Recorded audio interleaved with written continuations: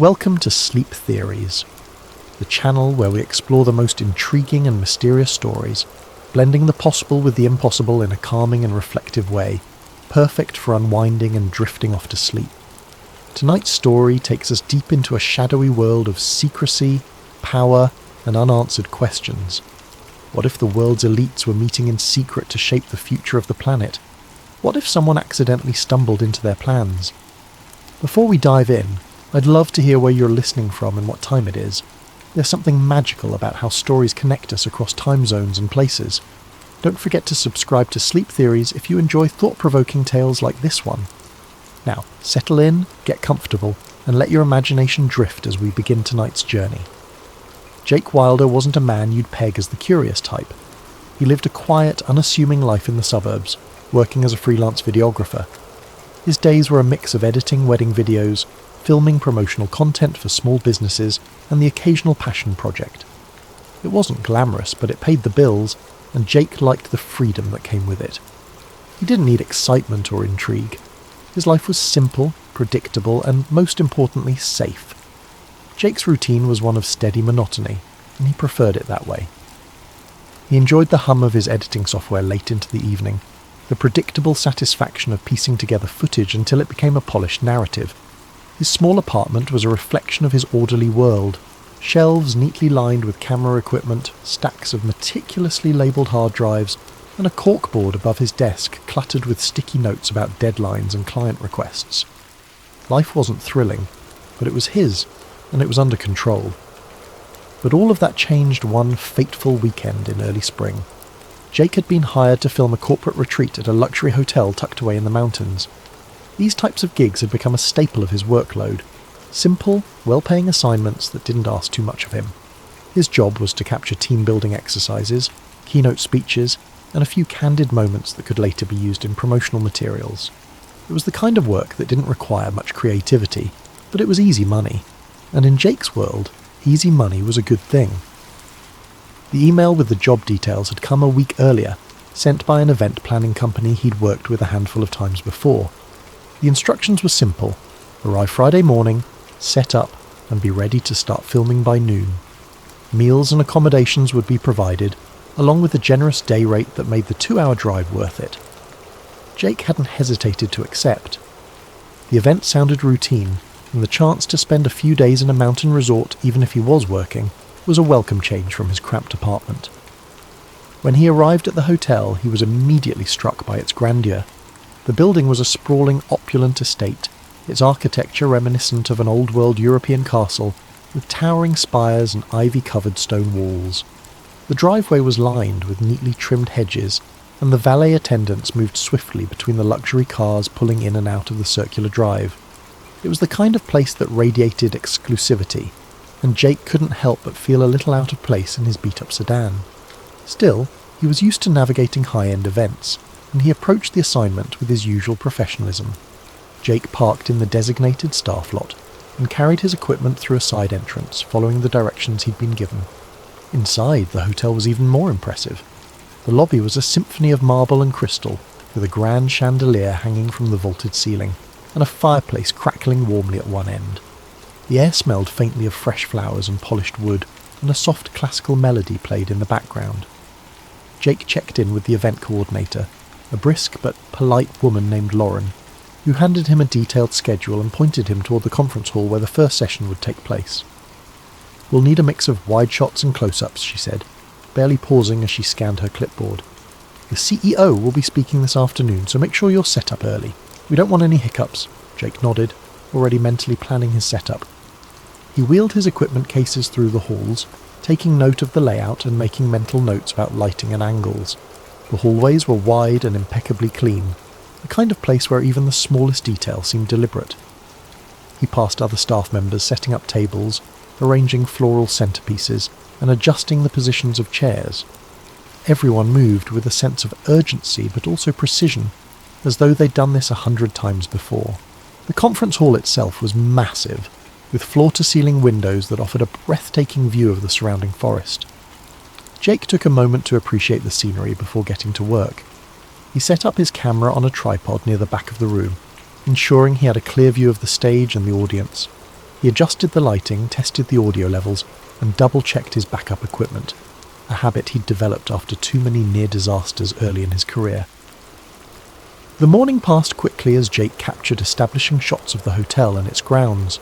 He filmed the attendees mingling over coffee, their conversations a hum of polite laughter and introductions. The participants were a mix of middle-aged professionals, all impeccably dressed in tailored suits and sleek business attire. Jake noticed how many of them carried an air of confidence, the kind that came from years of climbing corporate ladders. As he worked, Jake found himself enjoying the rhythm of the day. The work wasn't challenging, but there was something satisfying about capturing the right moments and framing them just so. He knew these kinds of gigs were what kept his bills paid, and he was good at them. By the time lunch rolled around, he had already collected enough footage to feel confident about the final product. He grabbed a quick bite from the buffet, a spread of artisanal sandwiches and fresh salads that put his usual lunch of instant ramen to shame. After eating, he returned to the conference hall to prepare for the afternoon session. Everything about the day felt smooth, predictable, just the way Jake liked it. But as he stood at the back of the room, adjusting his focus and framing the stage, something caught his attention. A group of men in dark suits entered the hall through a side door, moving with quiet purpose. They weren't part of the event staff or the attendees. Jake was sure of that. Their suits were sharper, their demeanour more formal. They moved like they belonged there, yet there was an air of secrecy about them. Jake watched as they exchanged brief words with Lauren, the event coordinator. She nodded curtly, her expression unreadable, and gestured toward the far end of the hall. The men walked in that direction, disappearing behind a set of heavy double doors. Jake's curiosity flickered, but he shook it off. It wasn't his business, and he had work to do. Still, the image of those men lingered in his mind as he went about his tasks. Something about the way they moved, the way Lauren had reacted to them, it was different. Not alarming exactly, but different. Jake told himself to focus on his job, reminding himself that corporate retreats often attracted VIPs. He'd seen his share of high-level executives and private security over the years. This was probably nothing out of the ordinary, or so he thought. What had started as an ordinary day, a simple job in a beautiful location, was beginning to feel like something more. Jake didn't know it yet, but the events of that weekend would unravel everything he thought he knew about the world, and his life, once so predictable, was about to take a turn he never could have imagined. The first oddity came on his second day at the hotel. Jake was heading back to his room after a long day of shooting, his camera bag slung over one shoulder, and his mind already on the edits he planned to tackle later that night. As he passed through the lobby, he noticed a group of men in dark suits clustered near the side entrance. They weren't staff, Jake could tell immediately. They lacked the friendly demeanour and polished smiles of the hotel employees. Instead, these men moved with a quiet but unmistakable sense of authority, their presence commanding attention without a word. Their voices were low, their conversations clipped, as they murmured into discreet earpieces. Jake couldn't make out what they were saying, but their body language told a story of urgency and precision. Each man stood straight, their eyes scanning the room with practiced subtlety. Jake slowed his steps, feigning a casual stretch as he observed them. His gaze drifted toward the side entrance, where several black SUVs were parked in a neat row.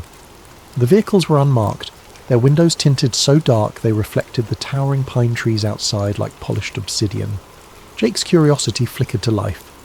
He had seen his share of private security over the years, bodyguards for wealthy clients or high-ranking executives, but this felt different. There was a weight to the atmosphere, an intensity that he couldn't quite put his finger on. He lingered in the lobby for a moment longer, pretending to check his phone while he watched the group out of the corner of his eye. They were speaking too quietly for him to catch any words, but their clipped tones and the way they occasionally glanced toward the SUVs hinted at something serious. He told himself it wasn't his business, and continued toward the elevator, his footsteps echoing faintly against the marble floor. But even as the doors closed behind him, the scene in the lobby lingered in his mind.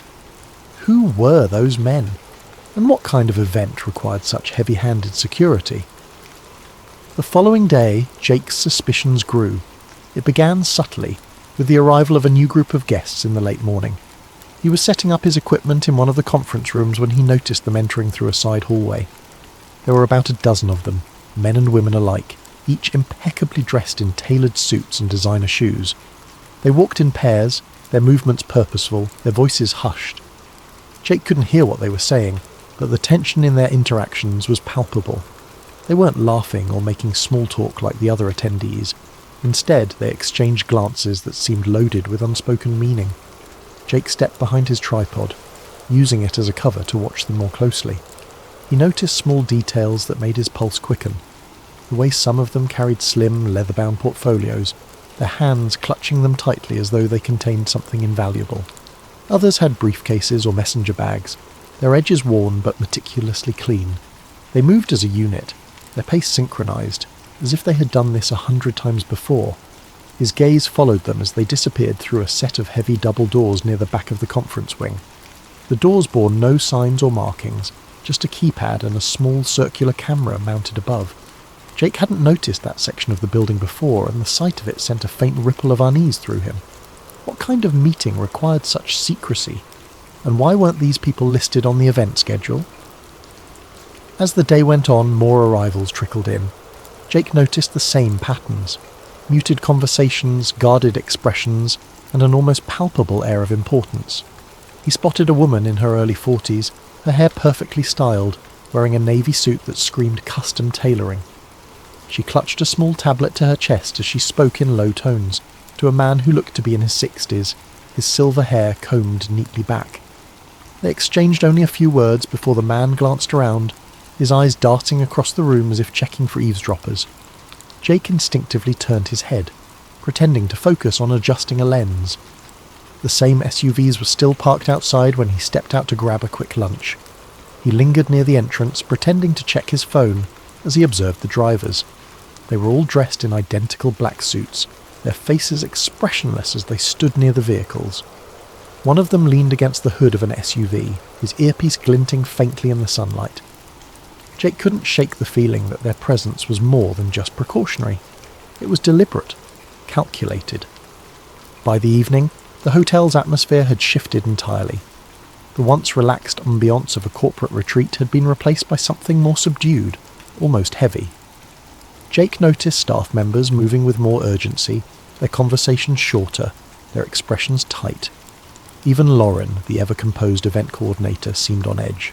She barked orders at her team with an intensity Jake hadn't seen before, her eyes darting toward the double doors at the back of the wing as though she were anticipating something.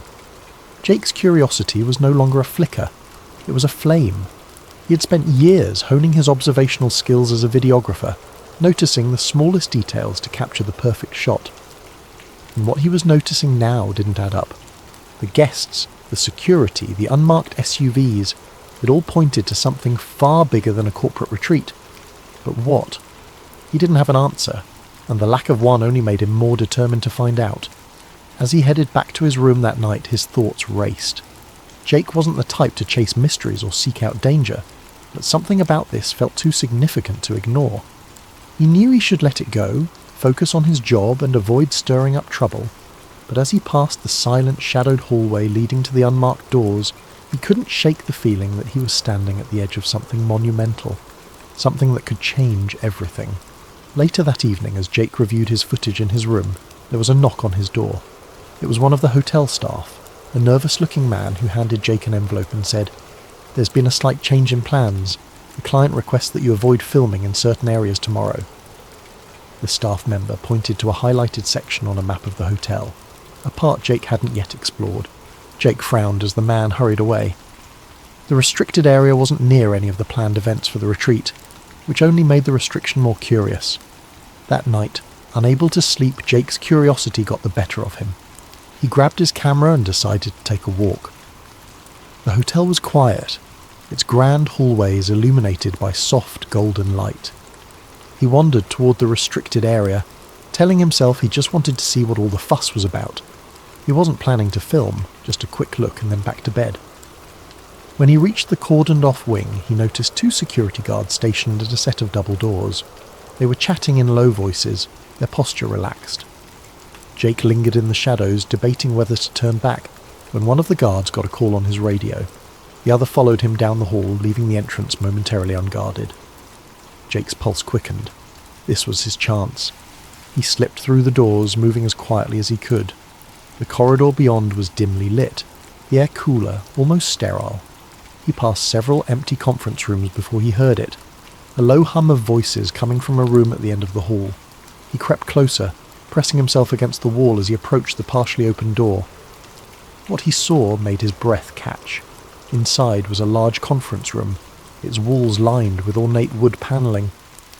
Around a massive oval table sat dozens of people, their faces illuminated by the glow of a projector. Jake didn't recognize most of them, but a few were unmistakable. CEOs of major corporations, politicians, and even a royal figure he'd only seen on the news. They were deep in discussion, their voices too low for Jake to make out individual words. On the screen behind them, a slide displayed a title that made Jake's stomach turn. Global Economic Transition Strategy, Phase 3. Jake's hands shook as he lifted his camera, adjusting the focus to capture the scene. He panned across the room, zooming in on faces, documents spread across the table, and the titles of other slides: Media Consolidation Plan, Energy Resource Redistribution, and Population Control Measures. It felt surreal, like stepping into the plot of a dystopian novel, but this was no fiction. This was happening right in front of him. He was so engrossed in filming that he didn't hear the footsteps behind him. A hand clamped down on his shoulder, making him jump. He turned to see one of the security guards glaring at him, a walkie-talkie in hand. "What are you doing here?" the guard demanded. Jake stammered, trying to come up with an excuse, but it was no use. The guard yanked the camera from his hands, pulling him away from the doorway. Jake caught one last glimpse of the room, the projector screen now displaying a list of future meeting dates and locations, before the door was slammed shut. "Come with me," the guard said, his grip firm. Jake's mind raced. He was in trouble, serious trouble. But more than that, he was terrified of what he'd just uncovered. The guards took Jake to a small windowless room and left him there, alone, for what felt like hours. His thoughts spiraled as he sat in the hard plastic chair, staring at the blank walls. Would they call the police? Or worse, would they make him disappear? The men and women in that room weren't just powerful, they were untouchable. Finally the door opened, and a man in a tailored suit stepped inside. He closed the door quietly, his expression unreadable as he took a seat across from Jake. "Mr. Wilder," he said, his voice calm but firm, "you've stumbled into something you shouldn't have." Jake didn't respond, his throat dry. The man placed Jake's camera on the table between them. "This footage never leaves this room," he said. "Do you understand?" Jake hesitated, then nodded. He didn't have much choice. The man leaned forward, his tone softening just slightly. "You seem like a smart guy. Let me give you some advice. Walk away. Forget what you saw. This isn't your fight." Before Jake could reply, the door opened again, and two guards entered. They escorted him out of the room, down a series of hallways, and out of the hotel. They returned his camera, minus the memory card, and told him in no uncertain terms to leave and never come back. But Jake couldn't walk away. The memory of what he'd seen burned in his mind, the fragments of conversation he'd overheard replaying in his head. He knew he was in danger, but he also knew the world needed to know the truth. Over the following weeks, Jake began piecing together the breadcrumbs. He researched the Bilderberg Group, an annual meeting of elites shrouded in secrecy, and matched the faces he'd seen to public figures. He found mentions of other meetings, hidden in plain sight, and began documenting their locations and agendas. It became an obsession. Jake worked in secret, uploading encrypted videos and files to anonymous forums. He knew the risks, but the pull to expose the truth was stronger than his fear. Then, one night, as Jake sat hunched over his laptop in his darkened apartment, he heard a knock at the door. His blood ran cold. He hadn't told anyone where he lived, not since he'd started digging deeper. He closed his laptop, his heart pounding as the knock came again, louder this time. He never answered the door. Thank you for joining us tonight on Sleep Theories. Let this story remind us of the hidden forces at play in our world, and the courage it takes to seek the truth. May your dreams be filled with curiosity and wonder, and may you sleep soundly knowing that even the darkest mysteries can be brought to light. Sweet dreams, and good night. Liam Mercer had always prided himself on being a man of reason. In a world teeming with chaos and half-truths, he found comfort in the certainty of logic. He lived by it, letting it guide his every decision. His colleagues joked that he was the go-to guy for answers, the one who could debug a computer and a bad day with the same steady, pragmatic approach. To Liam, every problem was a puzzle. Every puzzle had a solution, and no solution required jumping to far-fetched conclusions. His mornings were as structured as his mindset. Liam woke at 7 a.m. sharp to the buzz of an alarm that never once needed snoozing. He brewed a single cup of dark roast coffee, black with no sugar, just the way he liked it, and scanned the news on his tablet. World events, tech updates, local weather, everything was absorbed with the detached interest of someone who preferred facts over opinions. No drama, no conspiracies, just data. His apartment was an extension of this philosophy. Neat, efficient, and minimal. Every piece of furniture served a purpose, and every cable was neatly tucked away. The walls were painted a cool grey, the shelves lined with books on coding, system architecture, and the occasional sci-fi novel he'd begrudgingly admit to enjoying. Even his closet was a study in simplicity, a palette of blues, greys and blacks that made getting dressed in the morning an effortless decision. Work was much the same. Liam arrived at the office 10 minutes early every day, greeted the receptionist with a polite nod, and slipped into his cubicle like clockwork. His desk was as organised as the rest of his life, a perfectly centred monitor, a keyboard free of fingerprints, and a small potted plant that added just the right touch of humanity to an otherwise sterile setup. He liked his job, though he wouldn't call it a passion. It was reliable, steady, and predictable. Everything Liam valued. What set Liam apart wasn't his skill with technology, though he was undeniably good at what he did. It was his unshakable practicality. While others speculated about the why behind a glitch or a crash, Liam focused on the how. Why did it happen? He didn't care much. How do you fix it? That was his concern. When his colleagues spun theories about potential causes, Liam simply rolled up his sleeves and got to work, his fingers flying over the keyboard with the kind of precision that only came from years of practice. Outside of work, Liam's life was equally unremarkable, though not unpleasant. He frequented the same coffee shop every Saturday, ordered the same latte, and sat in the same corner booth. He enjoyed hiking the nearby trails, though he always stuck to the marked paths. His social circle was small but reliable, consisting of a few old friends who shared his preference for board games over bar hopping, and debates about movie plot holes over small talk. To anyone observing from the outside, Liam's life might have seemed dull, but to him it was exactly as it should be.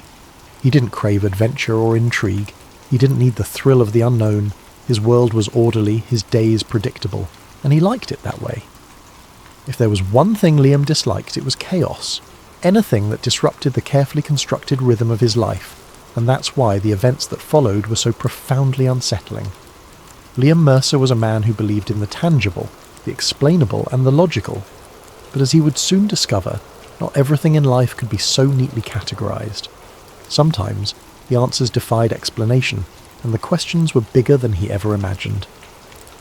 Liam's palms felt clammy as he typed, trying to maintain a facade of normalcy. He glanced at the technician, whose sharp gaze lingered on the screen for a beat too long. Liam could feel his pulse thundering in his ears, each second stretching out as if time itself were conspiring against him. He resisted the urge to wipe his hands on his jeans, knowing any sign of nervousness could draw attention. "Good," the technician said curtly, crossing his arms. "Management doesn't like delays." Liam forced a small nod and turned back to the server. He clicked through the routine diagnostic checks, his mind racing in 1,000 different directions. He couldn't unsee what he'd just uncovered. Those diagrams, the logs, the video. It was real. It had to be. Every instinct told him this wasn't just some elaborate prank or experimental concept. The level of detail, the complexity of the data. It was unlike anything he'd encountered in his years of IT work. He glanced at the technician again, his peripheral vision catching the way the man's posture was just a bit too rigid, his fingers tapping a slow rhythm against his arm. Liam kept his movements deliberate, steady, as he pretended to work through the final steps of the server repair. His internal clock told him he'd been in the room too long. Suspicion was the last thing he needed right now. "I'll need a few more minutes," Liam said, keeping his voice neutral. The encryption was layered in a way I didn't expect. The technician's brow furrowed slightly, but he didn't respond.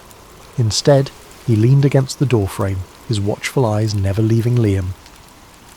The tension in the room felt suffocating, like an invisible weight pressing down on him. Liam couldn't help but wonder if the technician knew, or at least suspected, what he'd seen. As Liam finished the diagnostics, his thoughts churned. What should he do next? If he left the files alone, he might walk away without further incident. But if this information was as significant as it seemed, was it ethical, or even safe, to pretend he hadn't seen it? He wanted answers, but more than that, he wanted to ensure that whatever this technology was, it wouldn't endanger anyone. "I'll test the backup now," Liam said, his tone as professional as he could muster. He navigated to a safe, generic set of files to perform a routine integrity check. Outwardly, it appeared as though he was tying up loose ends, but inwardly, he was formulating a plan. He couldn't risk trying to extract any of the files here. He was being watched too closely. But if he could memorize key terms or details, perhaps he could research them later. He risked a glance at the technician. The man's eyes had drifted to his phone, his focus momentarily elsewhere. It was a small window of opportunity, but Liam didn't dare waste it. He opened the diagnostic console and quickly typed a few innocuous-looking lines of code, embedding a simple keylogger that would give him remote access to the server once he was off-site. He knew it was a gamble. If anyone noticed the intrusion, he could blow his cover. But the curiosity burning inside him outweighed the risk. "There," Liam said, his voice steady. "The server's stable now. You shouldn't have any more issues." The technician stepped forward, glancing at the monitor. "Good. I'll need you to file a report before you leave. Standard protocol." "Of course," Liam said, already standing and gathering his tools. He kept his expression neutral, even as his mind screamed at him to leave as quickly as possible.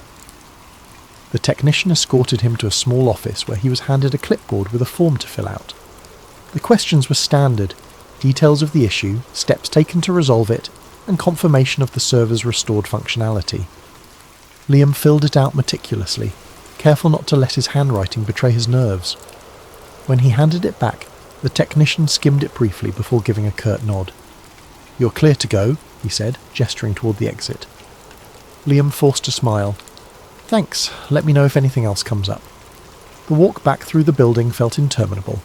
He passed through the same security checkpoints, presenting his ID and signing out as required. Every step felt heavier than the last, his stomach twisting with the knowledge of what he'd seen and what he'd done. By the time he reached his car, his hands were trembling. He fumbled with the keys, taking a deep breath to steady himself before sliding into the driver's seat. The drive home was a blur. His thoughts swirled like a storm, replaying the images on the screen, the strange terminology, the vanishing man in the video. He couldn't shake the feeling that he'd just opened a door he was never meant to see, let alone step through. And yet, part of him was exhilarated. If this technology was real, it could change everything: history, science, even the very fabric of existence. But as he pulled into the driveway of his modest apartment complex, a flicker of doubt crept in. What if someone had noticed? What if the technician had seen through his act or the keylogger was detected? He shook his head, trying to dismiss the thoughts. He had done everything carefully, methodically. There was no reason to think anyone would suspect him. Or so he told himself. As he locked the car and headed inside, Liam's eyes darted toward the street. A black sedan sat parked a few houses down, its windows tinted too dark to see through. It wasn't a car he recognised, but it could have been anyone. A neighbour, a visitor, even a passing stranger. And yet, as he climbed the stairs to his apartment, he couldn't shake the feeling that he was being watched. The rest of the day passed in a haze. Liam moved through the motions, checking the final diagnostics, closing the server panels, and gathering his tools into his worn black case. On the surface, everything appeared normal, but inside his thoughts churned relentlessly. The images of those diagrams and the grainy video of the man disappearing into thin air replayed over and over in his mind like a movie he couldn't turn off. The words temporal displacement protocols echoed in his head, accompanied by a gnawing sense of unease. He couldn't stop questioning what he'd seen. Were the files real? Were they some kind of advanced simulation or classified experiment? And if they were real, why were they stored on a server so poorly maintained that someone like him had to repair it? The whole situation felt wrong, like a puzzle where none of the pieces should fit but somehow did. Liam knew one thing for sure. What he'd stumbled upon wasn't meant for his eyes. As he exited the server room, the lab's technician gave him a curt nod, but Liam noticed the man's eyes lingered a moment too long on the flash drive peeking out of Liam's case. He quickly zipped the bag closed, offering a casual smile as if nothing were amiss. The technician said nothing, but Liam could feel the man's gaze boring into his back as he walked toward the exit. The process of leaving the lab was just as tedious as entering it. He passed through checkpoint after checkpoint, presenting his ID and signing forms at each stop. His palms were clammy, and he forced himself to remain calm, to keep his movements slow and deliberate. Each guard seemed to scrutinize him just a little more than they had that morning, their eyes lingering on his badge or scanning his bag with what felt like extra care. Liam reminded himself to breathe. They had no reason to suspect him, no way of knowing he'd accessed the files. He had done his work, fixed the problem, and left the lab as instructed. At least, that's what it looked like. Finally, after what felt like an eternity, Liam stepped out into the crisp late afternoon air. The sun was beginning to dip below the horizon, casting long shadows across the parking lot. He inhaled deeply, the scent of rain in the distance cutting through his spiralling thoughts. His car was parked in the far corner, away from the other vehicles. As he approached it, the flash drive in his bag seemed to grow heavier, its weight pressing against his mind. Was it a mistake to take it? Should he have left everything behind and walked away? The question swirled, unanswered, as he climbed into the driver's seat and started the engine. The drive home felt surreal, the hum of the car blending with the noise in his head. He replayed the events in his mind, searching for signs he might have missed. An offhand comment from the technician, the guarded glances of the security staff. Did they know? Could they suspect? Or was he simply being paranoid? Liam glanced at the flash drive resting on the passenger seat, its plastic casing catching the fading light. The small device felt like a ticking time bomb, its contents holding answers he wasn't sure he wanted. But he couldn't ignore it. Not now. Not after what he'd seen. His logical side told him to destroy it, to rid himself of the evidence and pretend none of this had ever happened. But the part of him driven by curiosity, by the need to understand, won out. By the time he pulled into his apartment complex, dusk had settled over the city. Liam parked his car in its usual spot, pausing for a moment to scan the lot. Most of the spaces were empty, the faint glow of porch lights illuminating a handful of vehicles. His eyes lingered on a black SUV parked near the entrance, its windows tinted so dark they reflected the dim streetlights. It could have been anyone's car, but something about it made him pause. He shook his head, dismissing the thought as paranoia, and grabbed the flash drive before heading inside. In the safety of his apartment, Liam set his tools down and locked the door behind him. The silence was heavy, broken only by the faint hum of his refrigerator. He stood in the entryway for a moment, clutching the flash drive in his hand before heading to his desk. His laptop sat waiting, the screen dark but ready. He hesitated, the weight of what he was about to do settling over him like a shroud. Liam placed the flash drive on the desk and stared at it, his heart pounding in his chest. The questions that had haunted him all afternoon now seemed louder, more insistent. What had he gotten himself into? And what would happen if he kept going? He didn't know the answers, but he knew one thing for certain. There was no turning back now. That night, alone in his apartment, Liam opened the files again. He pored over the data, the calculations, the logs of temporal excursions. There were entries describing experiments with objects, sending a coin or a watch back in time, observing changes in its condition. Some logs mentioned people, though the details were vague. One entry caught his attention. Subject failed to return. Possible instability in the temporal anchor. Liam shuddered, the weight of what he was reading pressing down on him. Over the next week, Liam became consumed by the discovery. He barely ate, barely slept, his mind racing with the implications of what he had found. If time travel was real, it explained so much. Historical anomalies, unexplainable artifacts, sudden shifts in technology. But it also raised terrifying possibilities. Could the government be manipulating history, altering the past to shape the future? Liam's paranoia grew. He noticed a black SUV parked outside his building for 3 consecutive nights. His phone started acting strange, random glitches and dropped calls. One evening he returned home to find his apartment door slightly ajar. Nothing seemed out of place, but he couldn't shake the feeling that someone had been there. The breaking point came when he received a package in the mail, unmarked and wrapped in plain brown paper. Inside was a single note, typed in bold letters: "Stop digging." Liam's hands shook as he stared at the words. He knew he should let it go, destroy the files and pretend he'd never seen them. But something inside him wouldn't let him walk away. The world deserved to know the truth. He reached out to an investigative journalist he trusted, an old college friend named Sarah. They met at a coffee shop late one night, Liam glancing over his shoulder as he handed her the flash drive. "If something happens to me," he said, his voice low, "you have to promise you'll get this out there." Sarah looked sceptical but nodded, tucking the drive into her bag. "Liam, are you sure you're okay?" she asked. "You look—" The coffee shop door opened and two men in suits walked in. Liam's stomach dropped. "We need to go," he whispered, grabbing Sarah's arm. But before they could move, the men approached their table. "Mr. Mercer," one of them said, his tone flat and authoritative, "we need you to come with us." Liam's mind raced, his instincts screaming at him to run, but it was too late. The men seized his arms, their grip firm but not violent. Sarah protested, but one of the men fixed her with a cold stare. "This doesn't concern you," he said. As they led Liam out of the coffee shop and into the waiting SUV, he felt a sinking dread settle over him. He didn't know where they were taking him or what they planned to do, but he knew one thing for certain. The truth about time travel wasn't just a theory. It was a secret worth killing for, and as the SUV disappeared into the night, Liam realised that some mysteries were never meant to be uncovered. Thank you for joining us tonight on Sleep Theories. Let this story serve as a reminder of how the search for truth can lead us into the unknown.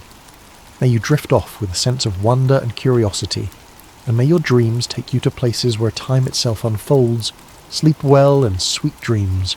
Jacob Grant wasn't the kind of man who sought out adventure. His life was one of quiet rhythms and unassuming contentment, a routine that offered him a sense of control in an otherwise unpredictable world. As the librarian of a quaint New England town, his days were steeped in the smell of old books and the soft hum of fluorescent lights. He loved the orderly comfort of his job, organising card catalogues, helping a young reader find their next favourite story, and watching the sunbeam patterns shift across the reading tables as the hours passed. Every morning began the same way.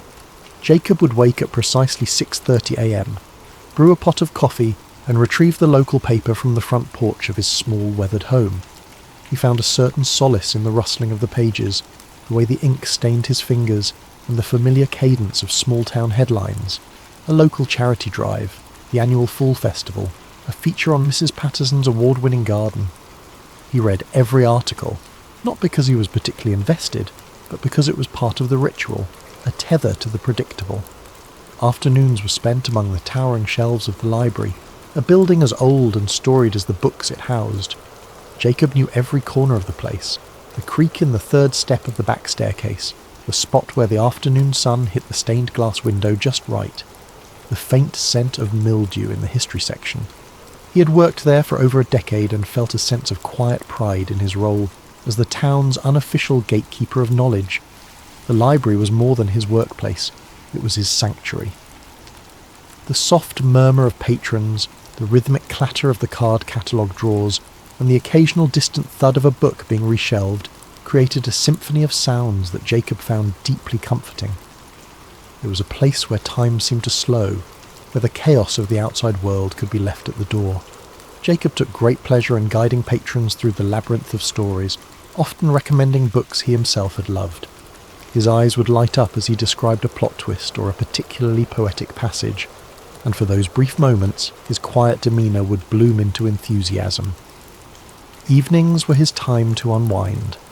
After the library closed, Jacob would return to his modest home, a cosy bungalow adorned with ivy climbing its weathered brick facade. He'd prepare a simple dinner, usually something like soup or a grilled cheese sandwich, and settle into his favourite armchair with a novel. On warmer nights he might take a leisurely stroll through the quiet streets, nodding politely to neighbours who sat on their porches or walked their dogs. He loved the way the town transformed under the glow of the streetlights, the way the stillness of the night amplified the sound of his footsteps on the pavement. Jacob's weekends were equally unremarkable, filled with small pleasures that he had come to cherish.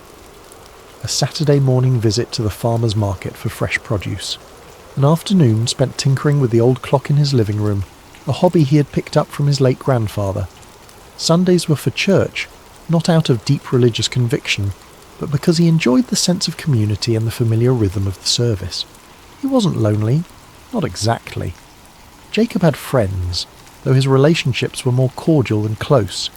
He preferred to keep people at arm's length, finding comfort in the solitude that allowed him to retreat into his thoughts and his books.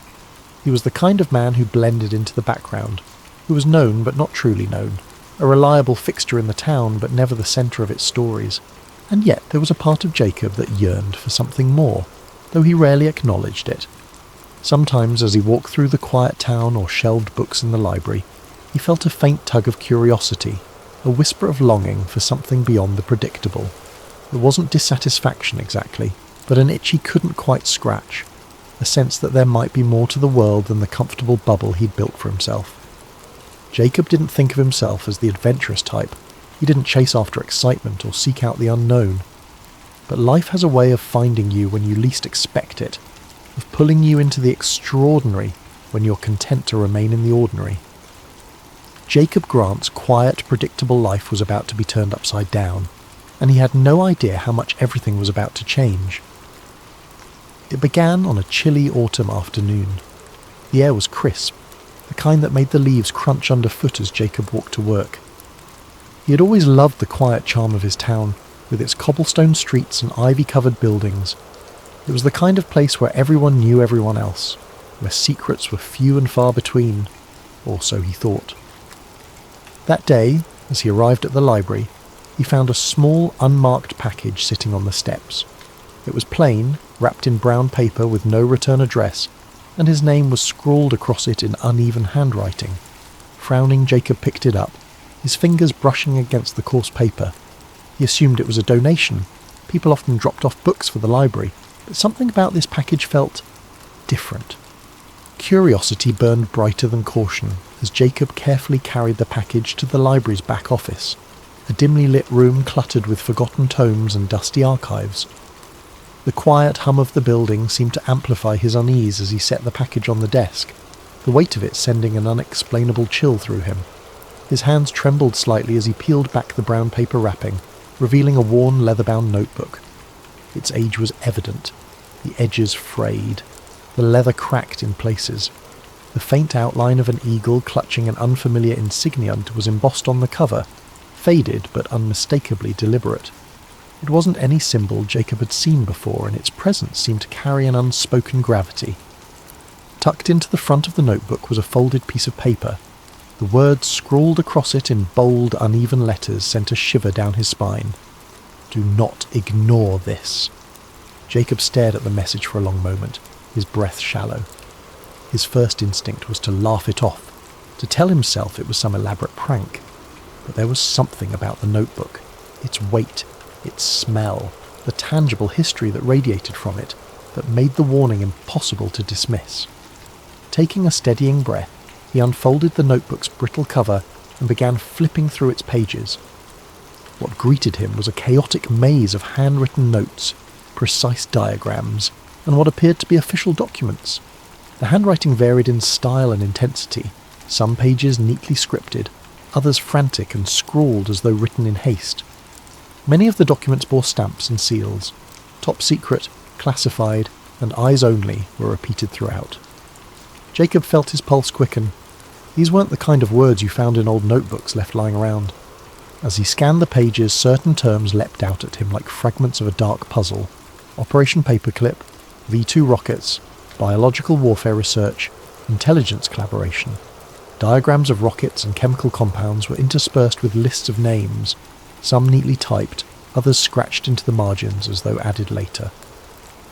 The notes told a story, a fragmented, haunting story about an operation conducted by the US government in the shadow of World War II. Jacob leaned closer, his fingers tracing over faded ink as he pieced together what the notebook described.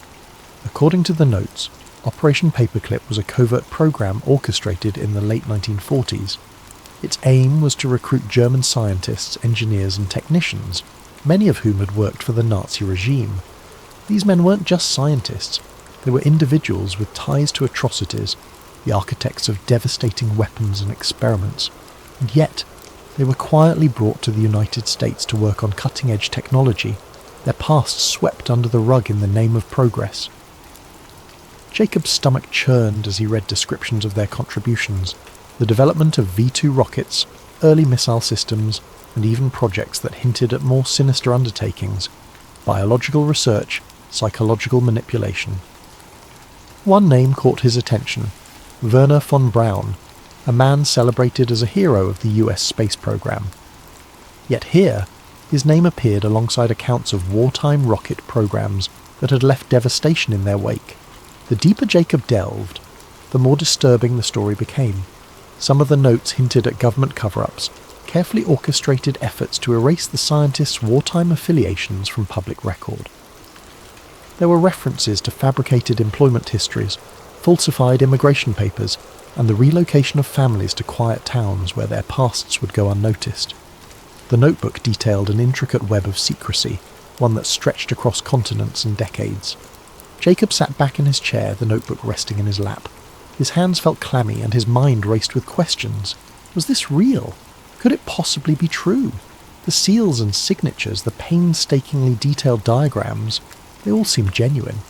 And yet the story it told was so extraordinary, so damning, that part of him wanted to believe it was nothing more than a fabrication. But as he thumbed through the notebook again, he realised that if it were a hoax, it was an elaborate one. The sheer volume of detail, the specific dates and locations, the references to obscure government agencies, it was too precise, too consistent to dismiss outright. Jacob felt a cold knot of unease settle in his stomach. If this was real, then he was holding evidence of one of the most chilling secrets in modern history. He flipped back to the first page, reading the phrase, "Do not ignore this," once more. The words felt like a challenge, a dare to keep digging. Jacob wasn't sure he wanted to know more, but he also knew he wouldn't be able to stop himself. The quiet librarian who had spent his days cataloguing books and reading about history was now entangled in a piece of it, an ominous, hidden piece that someone clearly wanted to stay buried. His eyes darted to the door, half expecting someone to burst in and demand the notebook back. The library was silent, its dimly lit aisles empty, but Jacob's sense of safety had been shaken. He knew his life would never feel so predictable again. He wasn't sure if that thought thrilled him or terrified him. Over the following days, Jacob's obsession grew, consuming every moment of his waking life. The notebook and the cryptic warning it contained had unlocked a door he couldn't close, revealing a shadowy narrative that felt both unreal and undeniable. His once quiet evenings were now spent hunched over his desk, surrounded by a fortress of documents, declassified files, and hastily scribbled notes. The more he uncovered, the more sinister the story became. Operation Paperclip wasn't just a footnote in history.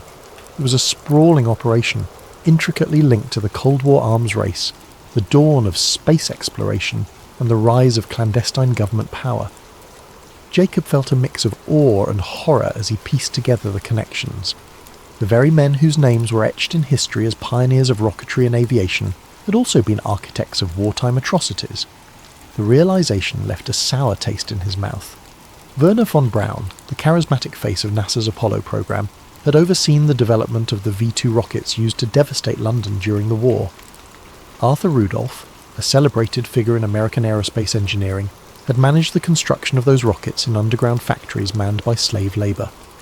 Kurt de Bus, another name that appeared repeatedly in Jacob's research, had been a member of the SS, directly complicit in Nazi operations. These men weren't just brought to the US, they were celebrated, their pasts carefully sanitised, their contributions woven into the fabric of America's technological triumphs. Each discovery made Jacob's chest tighten. It wasn't just the moral compromises that disturbed him, it was the realisation of how deeply this deception had been buried. He uncovered declassified memos outlining the lengths to which government agencies had gone to obscure the scientists' Nazi affiliations.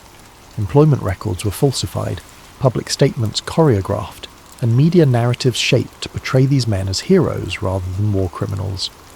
Jacob's research began to spiral into darker territory. The deeper he dug, the more tangled the web became.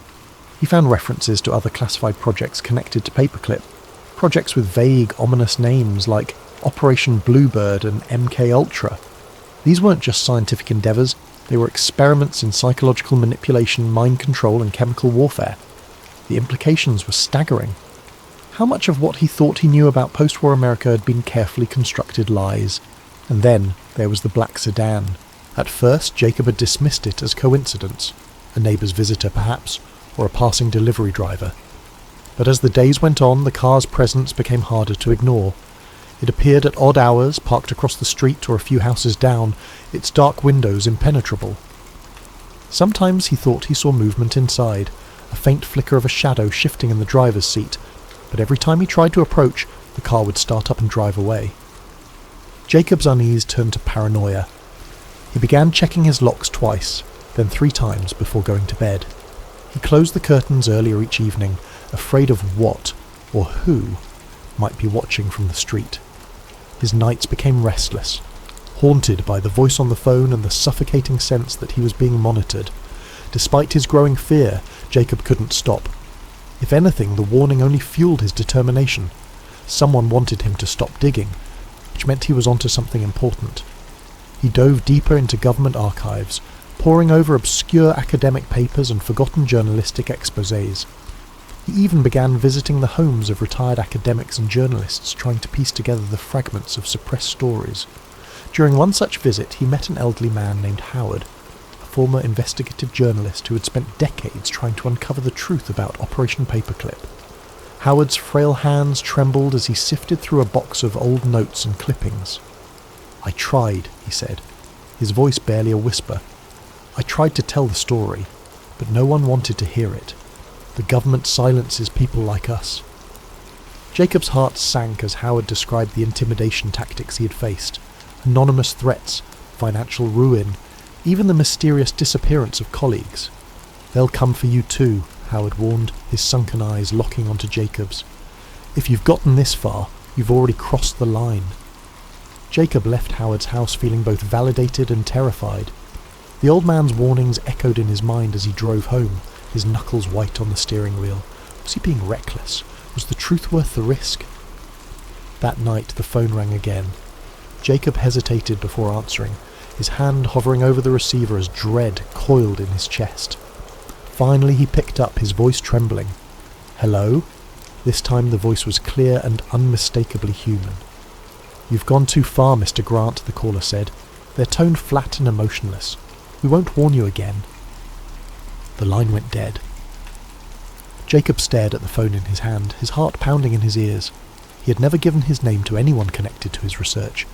Whoever was behind this knew far more about him than he was comfortable with. Panic set in. He began frantically backing up his research, scanning documents and saving them to multiple hard drives. He reached out to a trusted friend, asking them to hold on to a copy just in case. But even as he tried to secure his findings, a nagging sense of futility gnawed at him. He was up against forces far more powerful than he could comprehend, let alone fight. The next morning, the black sedan was gone. For a brief moment, Jacob felt a flicker of relief, until he noticed the small envelope slipped under his front door. His hands shook as he opened it, revealing a single sheet of paper, typed in bold letters with the words, "This is your last chance." Jacob sat down, the weight of the message crushing him. He realized he had 2 choices: stop everything, destroy his research, and return to his quiet life, or push forward, knowing full well the danger that awaited. He stared at the notebook on his desk, its pages a silent challenge. In the end, Jacob chose truth over safety. 2 nights later, Jacob vanished. His home was left undisturbed, the lights still on, a mug of tea cooling on the kitchen counter. The notebook was gone, as were the files he had collected. The only clue to his fate was a faint tyre track in the gravel outside his home, leading into the dark. Jacob's disappearance would never be investigated. To the world, he was just another librarian who had quietly slipped away. But those who knew him best whispered of the secrets he'd uncovered of the lengths he had gone to expose the truth. In the weeks that followed, whispers began to circulate in the town. Some said Jacob had simply left, tired of his quiet life. Others believed he had uncovered something dangerous, something that had cost him his freedom, or worse. The truth, like the secrets he had uncovered, remained hidden in the shadows. Thank you for joining us tonight on Sleep Theories. Let this story of secrets and disappearances remind us of the mysteries that linger in the corners of history, waiting to be uncovered. Sleep well, and may your dreams be filled with wonder and curiosity. Sweet dreams. Welcome to Sleep Theories, the channel where we explore some of the most intriguing ideas and conspiracies in a calming and reflective way, perfect for winding down and drifting off to sleep. Tonight, we're diving into a chilling and mysterious story, one of secrets, shadows, and the unimaginable consequences of stumbling upon something you were never meant to see. Before we begin, I'd like to invite you to comment below and share where you're listening from and what time it is. It's fascinating to know how we're all connected through these shared stories and ideas. If you enjoy these reflective narratives, please subscribe to Sleep Theories so we can continue bringing you thought-provoking tales like this one. Now find a comfortable position, let your mind relax, and join me as we journey into a world where one man's ordinary life spirals into the unknown, a world of government experiments, hidden compounds, and the price of seeking the truth. James Hart stood there, his breath hanging in the cool morning air as he stared at the sign. The words, US Government Property, Restricted Area. No trespassing glared back at him, each letter bold and unyielding against the worn metal. It was the kind of warning you didn't take lightly, the kind that usually sent law-abiding citizens like James turning back the way they came. And yet, he couldn't move. His boots stayed planted in the damp earth, his curiosity outweighing the rational part of his brain that screamed for him to leave. He scanned the area, turning his head slowly to look down the length of the fence. It was taller than he had realized, with rows of rusting barbed wire curling menacingly at the top. The trees around it were dense, their branches clawing at the metal like nature itself was trying to reclaim the land. What struck him most was the silence. The usual forest sounds, chirping birds, rustling leaves, were gone, replaced by an almost oppressive stillness that seemed to press down on him the longer he lingered. James felt a pang of guilt for even thinking about crossing the fence. He was a man who followed the rules, who had lived his life avoiding unnecessary risks. But something about the place gnawed at him. It wasn't just the fence or the sign. It was the feeling that he had stumbled onto something significant, something he wasn't supposed to see. He told himself it was probably nothing. Maybe an old military outpost long abandoned. Maybe a weather station. Maybe, but his gut told him otherwise. That's when he noticed the gap. It was small, almost hidden by a cluster of shrubs growing at the base of the fence. James wouldn't have seen it if the sunlight hadn't caught the glint of metal where the barbed wire had been cut. The gap was jagged, as though whoever had made it hadn't cared much for precision. It looked fresh, too. Bits of the metal fencing still clung to the ground, as if it had been forced apart recently. He stepped closer, his heart beginning to pound. The gap didn't look like an official entrance. It looked unauthorized, like someone else had been here, someone who wasn't supposed to be. The thought made James hesitate, a chill running down his spine. If someone had cut their way in, they'd done so for a reason, and if they'd gone to that much trouble, whatever lay beyond the fence was likely worth hiding, or discovering. James knelt down, brushing a hand over the torn edges of the wire. His fingers trembled slightly as he touched the cold, sharp metal. He glanced around, half expecting to see a patrol or hear the bark of a guard dog, but the forest remained silent. He couldn't shake the feeling that he was being watched, though he knew it was probably just his nerves. The rational side of his brain begged him to turn back. "This isn't your business," it whispered. "You don't need to know what's in there. Just go home." But something deeper, something instinctual urged him forward. It wasn't just curiosity, it was a sense of unease, a need to understand what was hidden behind the fence. It was as though the gap had been placed there for him, daring him to cross the line. Before he could talk himself out of it, James took a deep breath and stepped through. The world seemed to change the moment he crossed the threshold. The air felt heavier, cooler, as though he had entered a different realm. The trees on this side of the fence were darker, their branches tangled like skeletal fingers reaching for the sky. The ground was soft and uneven, the moss beneath his boots muffling his steps. James moved cautiously, keeping low as he navigated the unfamiliar terrain. Every sound felt magnified. The crunch of leaves underfoot, the faint rustle of his jacket. His pulse thundered in his ears, but he kept moving, drawn forward by an invisible force. He didn't know what he was looking for, but he felt certain he would know it when he found it. The forest seemed to close in around him as he pressed deeper. The light filtering through the canopy grew dimmer, casting long shadows that danced with every movement of the trees. James felt a growing sense of unease, like he was being funneled towards something he couldn't yet see. He paused to catch his breath, leaning against a tree and glancing back the way he had come. The fence was no longer in sight, obscured by the dense undergrowth. For a moment he considered turning back, but the thought of leaving without answers felt unbearable. He pressed on, his senses on high alert. Then, through the thick curtain of trees, he saw it. A clearing. The sight made him stop in his tracks, his breath catching in his throat. It was unlike anything he had expected. He crouched low, creeping toward the edge of the clearing to get a better look. As he drew closer, details began to emerge. It wasn't just the clearing that was unusual, it was what stood in its centre. James squinted, his pulse quickening as he realised what he was looking at. A cluster of buildings, squat and nondescript, stood in the middle of the forest. Their concrete walls were stained with moss and streaked with rust, their windows covered with wire mesh. The dirt road wound through the clearing, leading to a set of large steel gates. Nearby, a handful of vehicles sat parked in a neat row. Trucks with government plates, their sides marked with stenciled letters he couldn't quite make out. James ducked behind a tree, his mind racing. What was this place? It didn't look abandoned. Lights flickered in the windows and faint voices carried on the wind. He spotted figures moving between the buildings, some in lab coats, others in military uniforms. They moved with purpose, as though part of a carefully choreographed routine. Whatever this place was, it was active, and it was hidden for a reason. James's heart pounded as he crouched in the shadows, watching the scene unfold. Every instinct told him he shouldn't be here, that he was stepping into something far bigger than he could understand, but he couldn't look away. Something about the place drew him in, a nagging sense that he had stumbled onto something important, something he wasn't supposed to see. And yet, despite the fear gnawing at the edges of his mind, James couldn't bring himself to leave. Not yet, not without answers. Inside, the forest grew darker, the trees denser. James moved cautiously, his footsteps muffled by the soft earth. He expected to find... well, he didn't know what he expected. Maybe a weather station, or some kind of outpost. But what he found was something else entirely. After about a mile, the trees gave way to a clearing.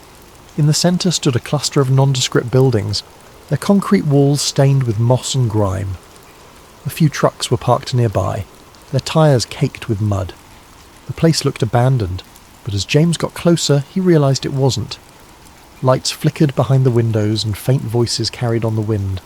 James crouched behind a tree, his heart pounding. What was this place? He watched for a while, trying to make sense of what he was seeing. People in lab coats walked between the buildings, carrying files and equipment.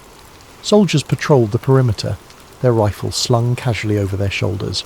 It looked like something out of a spy movie, and James couldn't shake the feeling that he had stumbled onto something he wasn't supposed to see.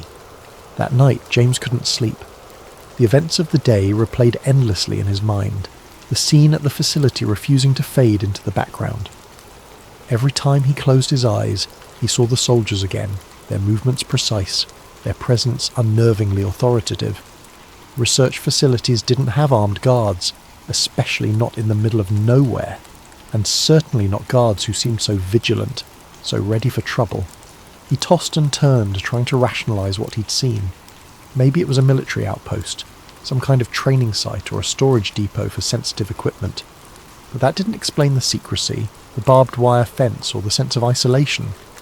It was as if the place was deliberately hidden from the world, tucked away where no one would think to look. He told himself he was overthinking it, that his imagination was running wild. Yet the image of the soldiers lingered, refusing to let him find peace. By morning, his curiosity had turned into something stronger, a need to know. He couldn't just leave it alone, not after what he'd seen. His rational mind warned him against going back, but a deeper part of him, the part that craved answers, overruled the hesitation. He decided to return, this time more prepared. James gathered his old pair of binoculars and a camera he hadn't used in years, stuffing them into a worn backpack. He threw on his hiking boots and jacket, telling himself it was just another day exploring the woods. If anyone asked, he was just a curious hiker with a camera, documenting the beauty of the forest. But in his gut, he knew this wasn't a casual outing.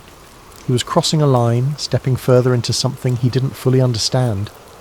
When he reached the gap in the fence, the forest was eerily quiet. The usual hum of birdsong and rustling leaves seemed muted, as though the woods themselves were holding their breath. James crouched low as he slipped through the gap, his senses on high alert. Every sound, every shadow felt amplified, his heartbeat thudding in his chest like a drum. He followed the same path as before, weaving through the dense undergrowth until the clearing came into view. The facility was just as he had left it, its squat buildings clustered together like silent sentinels. The guards were there too, patrolling the perimeter with methodical precision. James found a spot where the trees provided cover, settling in with his binoculars. At first it was uneventful. Trucks came and went, their drivers unloading crates and disappearing into one of the larger buildings. James adjusted the focus on his binoculars, trying to make out the stenciled letters on the side of the crates, but the angle was wrong. He snapped a few photos anyway, hoping they might reveal more later. Hours passed, and James was beginning to think this trip might have been a mistake. He was cold, his legs were cramped from crouching, and his nerves were fraying from the constant vigilance. He was about to pack up and leave when something caught his eye. A small group of people emerging from one of the buildings. He froze, lifting the binoculars to his eyes. At first it looked like more workers or guards, but then he saw the man. Unlike the others, he wasn't wearing a uniform or a lab coat. He looked like an ordinary civilian, his clothes rumpled and his posture defeated. He was flanked by two guards, their hands gripping his arms as they marched him across the clearing. James's breath hitched as he adjusted the focus. The man's hands were bound behind his back, and his face was pale, almost ghostly. There was a hollow look in his eyes, a mixture of fear and resignation that sent a chill down James's spine. He watched as the man turned his head, glancing over his shoulder as if searching for a way out, or perhaps for someone who might come to his aid. The guards didn't give him a chance to hesitate. One of them shoved him roughly, forcing him to quicken his pace. James followed their movements through the binoculars, his grip tightening as they approached a building with heavy steel doors. The building was unlike the others. Its walls were reinforced, its windows small and barred. It radiated an aura of foreboding, as though it held secrets too dangerous to escape. The guards stopped in front of the doors, one of them stepping forward to punch a code into a keypad. James watched as the doors slid open with a low mechanical hum. For a moment the man hesitated, his body stiffening as though he might resist. But the guards didn't give him a choice. They shoved him inside, the doors sealing shut behind them with a finality that sent a shiver through James. He lowered the binoculars, his mind racing. Who was that man? Why was he being treated like a prisoner in what was supposed to be a government facility? Nothing about this made sense. James felt a surge of unease, the questions piling up faster than he could process them. He had stumbled onto something much bigger than he had imagined, something that felt wrong in every possible way.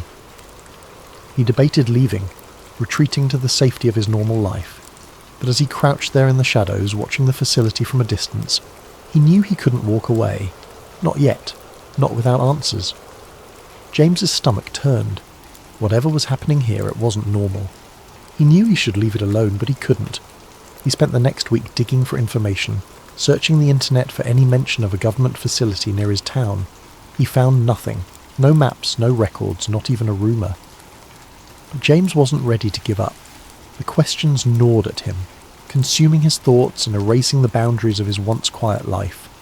Each day at the post office felt like an eternity, his mind drifting back to the strange facility hidden in the woods. At night, his resolve only deepened. He had to know more, even if it meant taking greater risks. He began his nighttime visits cautiously, dressing in dark clothing and timing his excursions to align with the guards' shift changes. Through careful observation, he mapped the layout of the facility. There were at least 6 buildings, each with its own purpose. One seemed to be a storage depot, where crates were unloaded and stacked before being transported elsewhere. Another appeared to house the guards, a smaller structure with a steady glow of light and the occasional sound of muffled laughter or clinking cups. But it was the larger, heavily fortified building, the one with the steel doors, that intrigued him most. It exuded an air of secrecy that demanded further investigation. James kept his distance at first, watching from the tree line with his binoculars. He noted the times of deliveries, the duration of guard patrols, and the comings and goings of people in lab coats. His camera captured grainy images of crates being unloaded, their labels too obscured to read clearly. He studied the way the guards moved, the blind spots in their patrols, and the weak points in the facility's perimeter. With each visit he inched closer, his confidence growing alongside his determination. One night, James found himself crouched behind a row of bushes, no more than 20 feet from one of the buildings. A single window was left slightly ajar, allowing faint voices to drift into the night air. He strained to listen, his heart pounding as he caught fragments of a conversation. Latest subject showed increased resistance, one voice said, firm and clinical. We'll adjust the dosage tomorrow, another replied, colder, more detached. James froze, his mind racing. What subject? What dosage?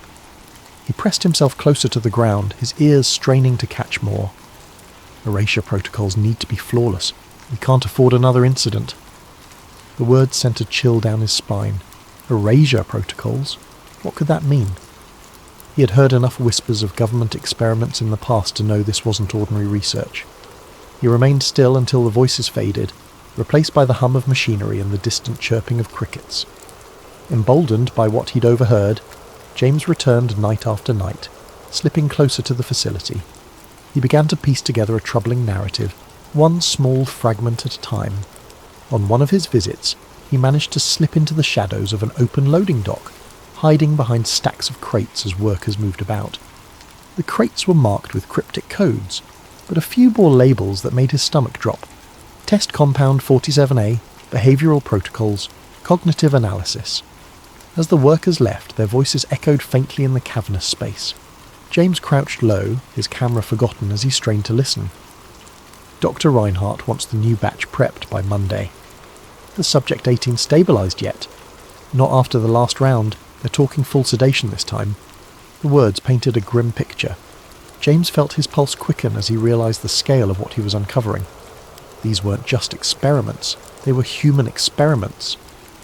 His suspicions were confirmed a week later when he found an unguarded corner of the facility, where a small vent emitted a low hum. The air smelled faintly of chemicals, and through the grate he could hear voices, clearer this time. Initial trials showed significant memory suppression. Hallucinations are an acceptable side effect as long as obedience metrics remain stable. James barely dared to breathe. He fished a small audio recorder from his backpack and held it close to the vent, capturing every word. The voices continued, their tone cold and detached, as though discussing a set of tools rather than human lives. MK-Ultra is yielding promising results in behavioural modification. We'll present the findings to the higher-ups next quarter. James's blood ran cold. MK-Ultra. He had read the name before in conspiracy forums, but he'd always dismissed it as exaggerated speculation. Yet here it was, spoken aloud in the dead of night, in a hidden facility guarded like a fortress. The pieces began to fall into place. The mind control experiments, the forced drug trials, the psychological manipulation. It wasn't just a theory. It was real. And it was happening right here, in the woods he had hiked so many times before. Driven by a mix of horror and determination, James began to push his limits. He found an unlocked utility shed near the facility, a cluttered space filled with tools and discarded paperwork. In the dim light of his flashlight he discovered a stack of files that appeared hastily stashed. He flipped through them, his heart pounding as he read terms like hypnotic induction, psychoactive administration, and neurological reprogramming.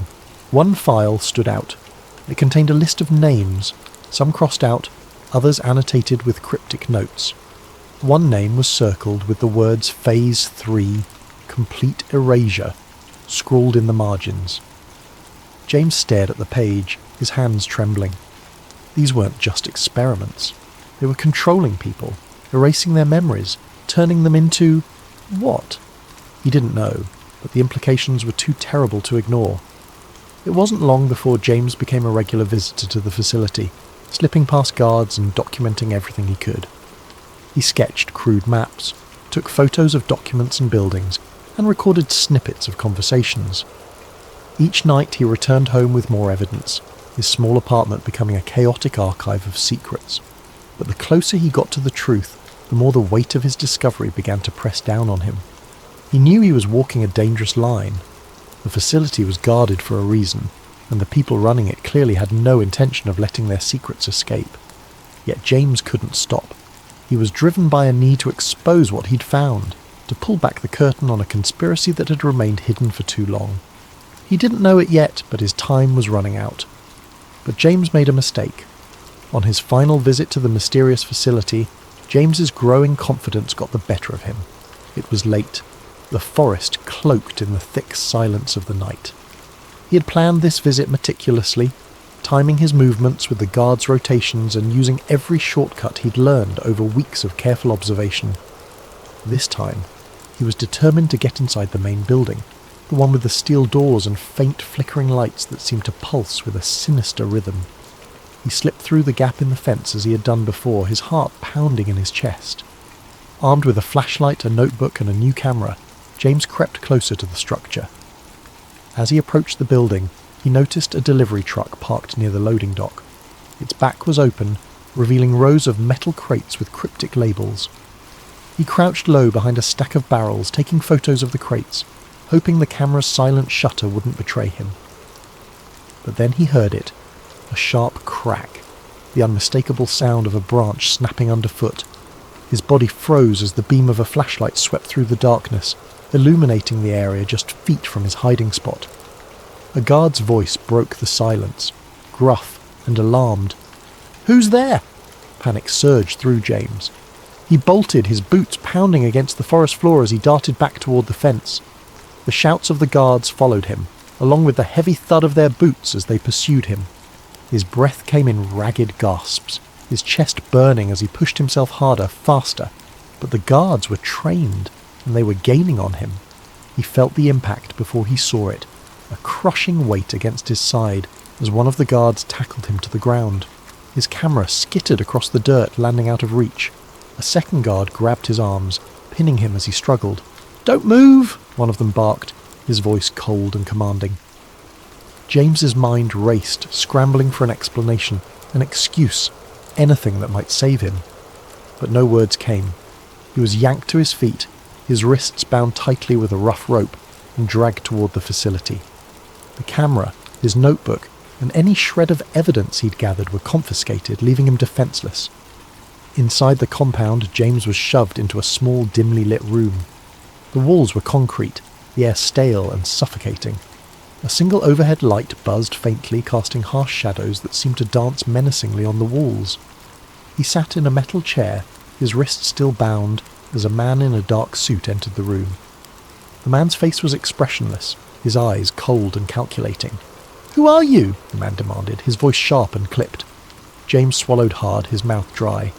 I'm no one. I was just hiking. I got lost." "Don't lie to me," the man interrupted, slamming a file onto the table. Papers spilled out, some of them familiar to James. Copies of photos he'd taken, sketches of the facility's layout, and notes he'd written about what he'd overheard. The sight of them made his stomach drop. "How did you find this place?" the man continued.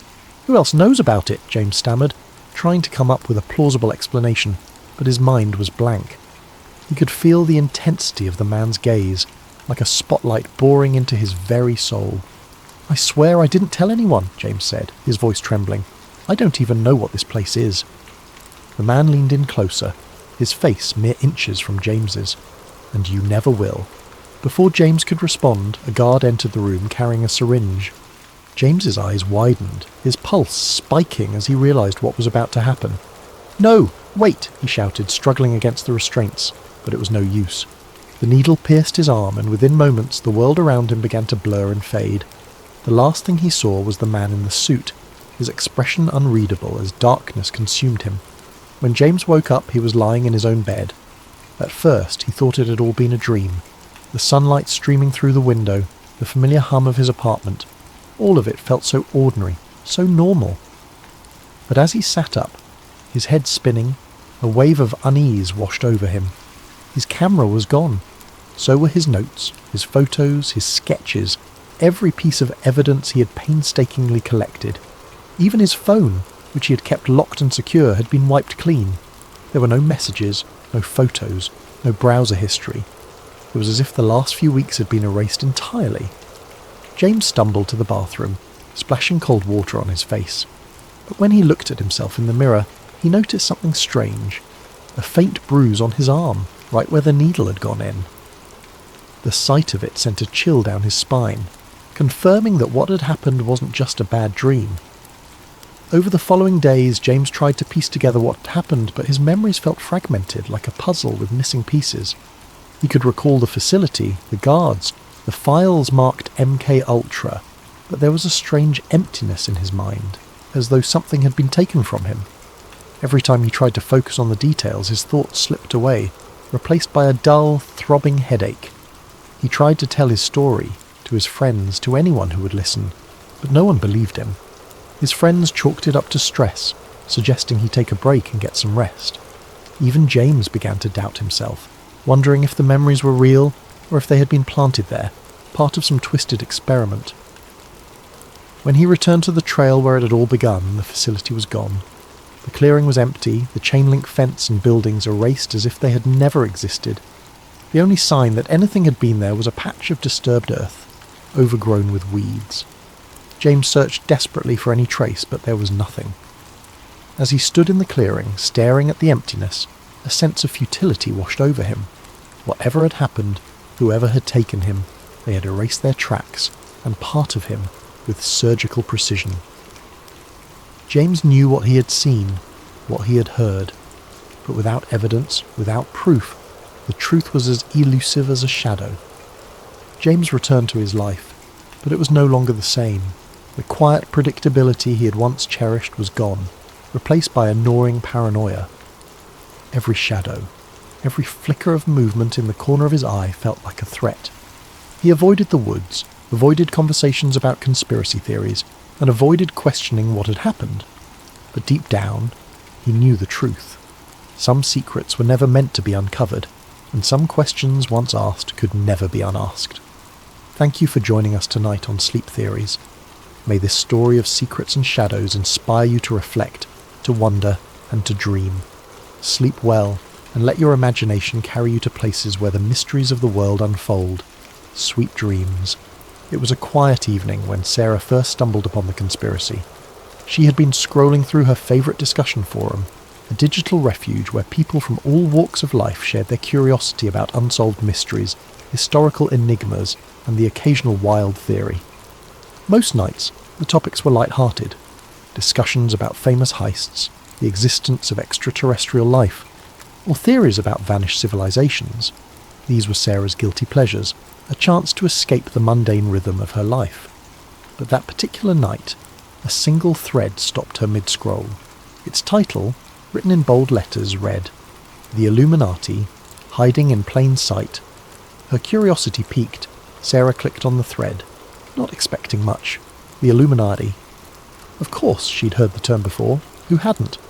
It was a word that seemed to exist on the fringes of mainstream culture, whispered about in pop songs, joked about on late-night talk shows, and hinted at in the cryptic hand gestures of celebrities.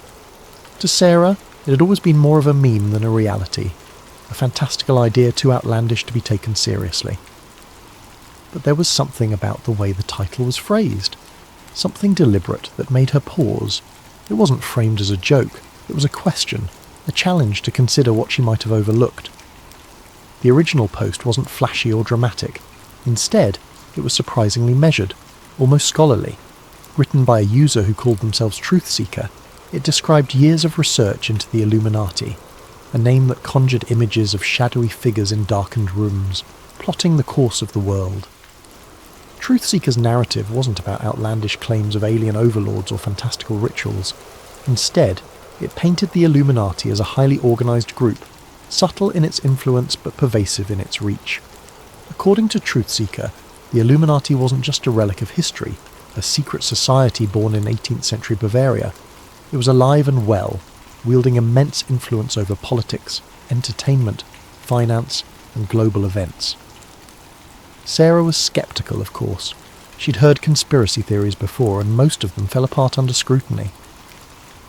But something about Truthseeker's approach caught her attention.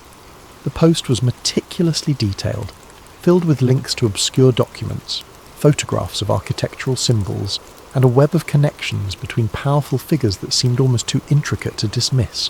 This wasn't a haphazard collection of wild accusations. It was a narrative woven with care, each piece of evidence presented as an invitation to dig deeper. Truthseeker began with history, grounding their argument in facts that Sarah could verify.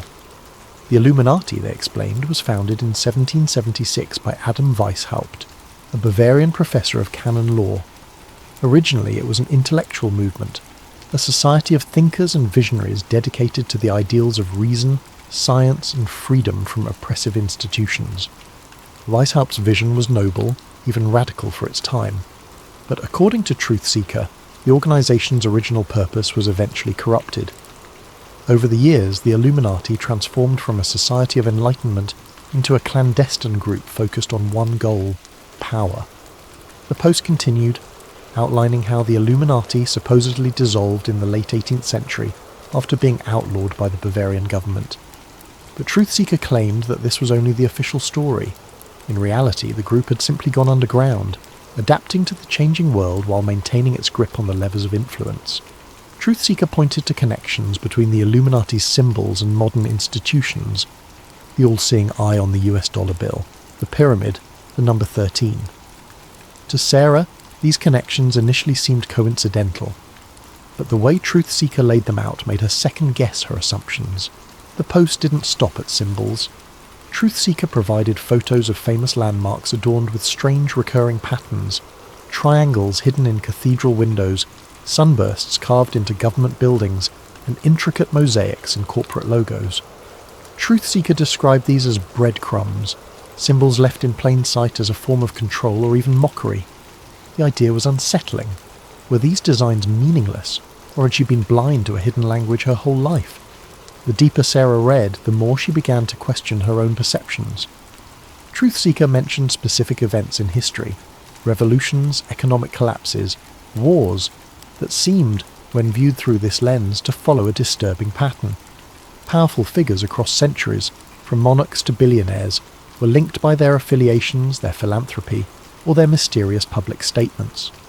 Truthseeker hinted at a shadow network, invisible yet omnipresent, orchestrating the rise and fall of leaders, the ebb and flow of economies, and even the cultural shifts that defined generations. By the time Sarah reached the end of the post, she felt a strange mix of skepticism and intrigue. Truthseeker's parting words echoed in her mind. The truth is hidden in plain sight. Don't dismiss the signs. Look closer. That night, as she tried to sleep, Sarah found herself replaying moments from her own life. Had she ever noticed symbols in her city? Had a celebrity interview or a corporate logo ever struck her as odd? For the first time, she began to wonder if the world she thought she knew was only a facade, a carefully constructed reality designed to obscure the truth. But the question lingered. If the Illuminati did exist, what was their endgame, and why would they leave clues for people like her to find? She started with the basics. The Illuminati, she learned, was founded in Bavaria in 1776 by a man named Adam Weishaupt.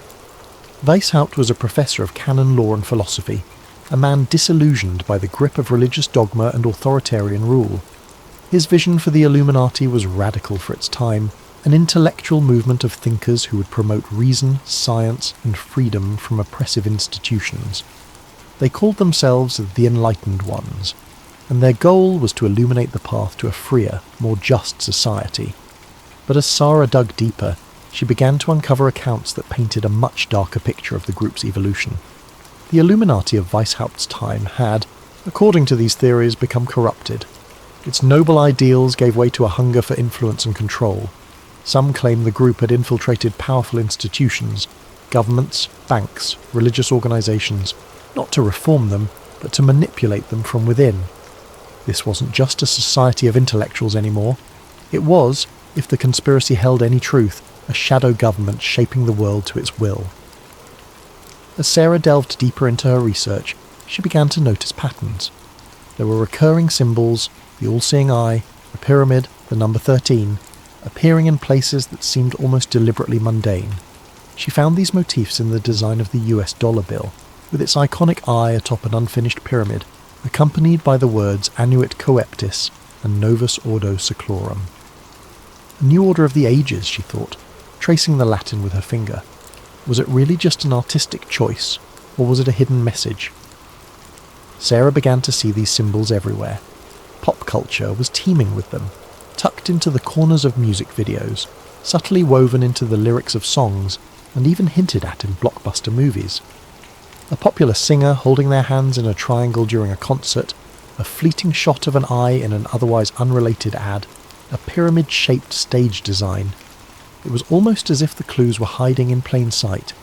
At first she dismissed them as coincidences, but the more she found, the harder it became to ignore. What struck her most was the consistency of these symbols across time and media. How could something so specific appear in both ancient architecture and modern music videos?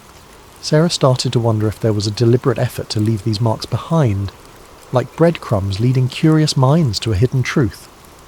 One night, Sarah decided that her digital rabbit hole wasn't enough.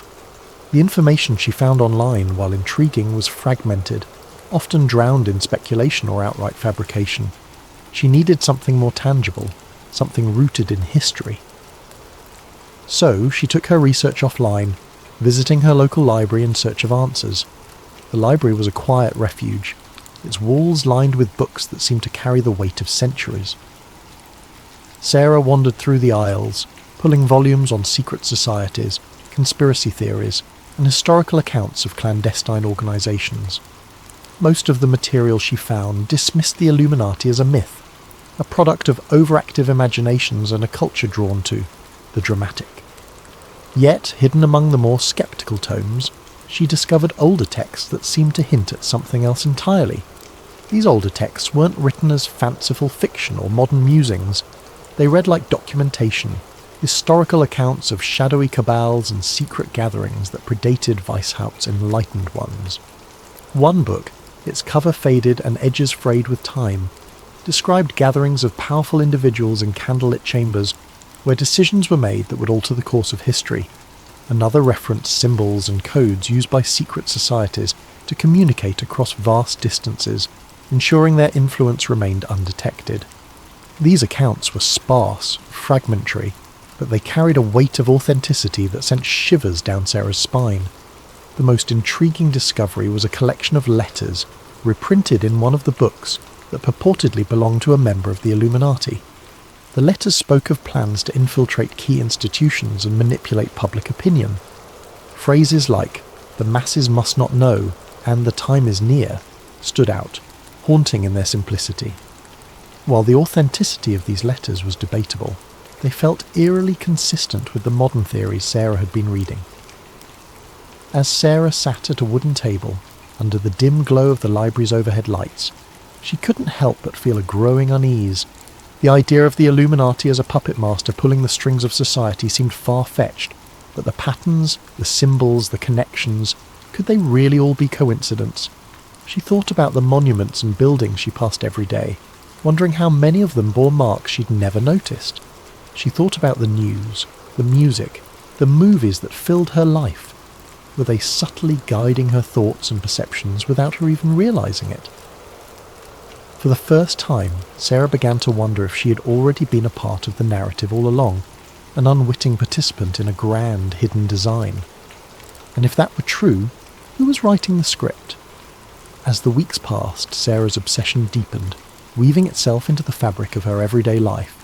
She couldn't drive to work without scrutinising the logos on billboards or storefronts, searching for hidden meanings in their designs. The triangle on one ad, she convinced herself, bore an uncanny resemblance to the pyramid on the dollar bill. Another featured an abstract logo that seemed to form an eye if tilted just right. She couldn't decide if these were deliberate choices by designers or if her mind was playing tricks on her. Either way, they made her heart race with equal parts fear and exhilaration. Music videos too seemed riddled with clues. One particular pop star, known for dramatic performances and bold visuals, made sweeping hand gestures that resembled the shape of an eye. As Sarah replayed the video frame by frame, she noticed subtle details.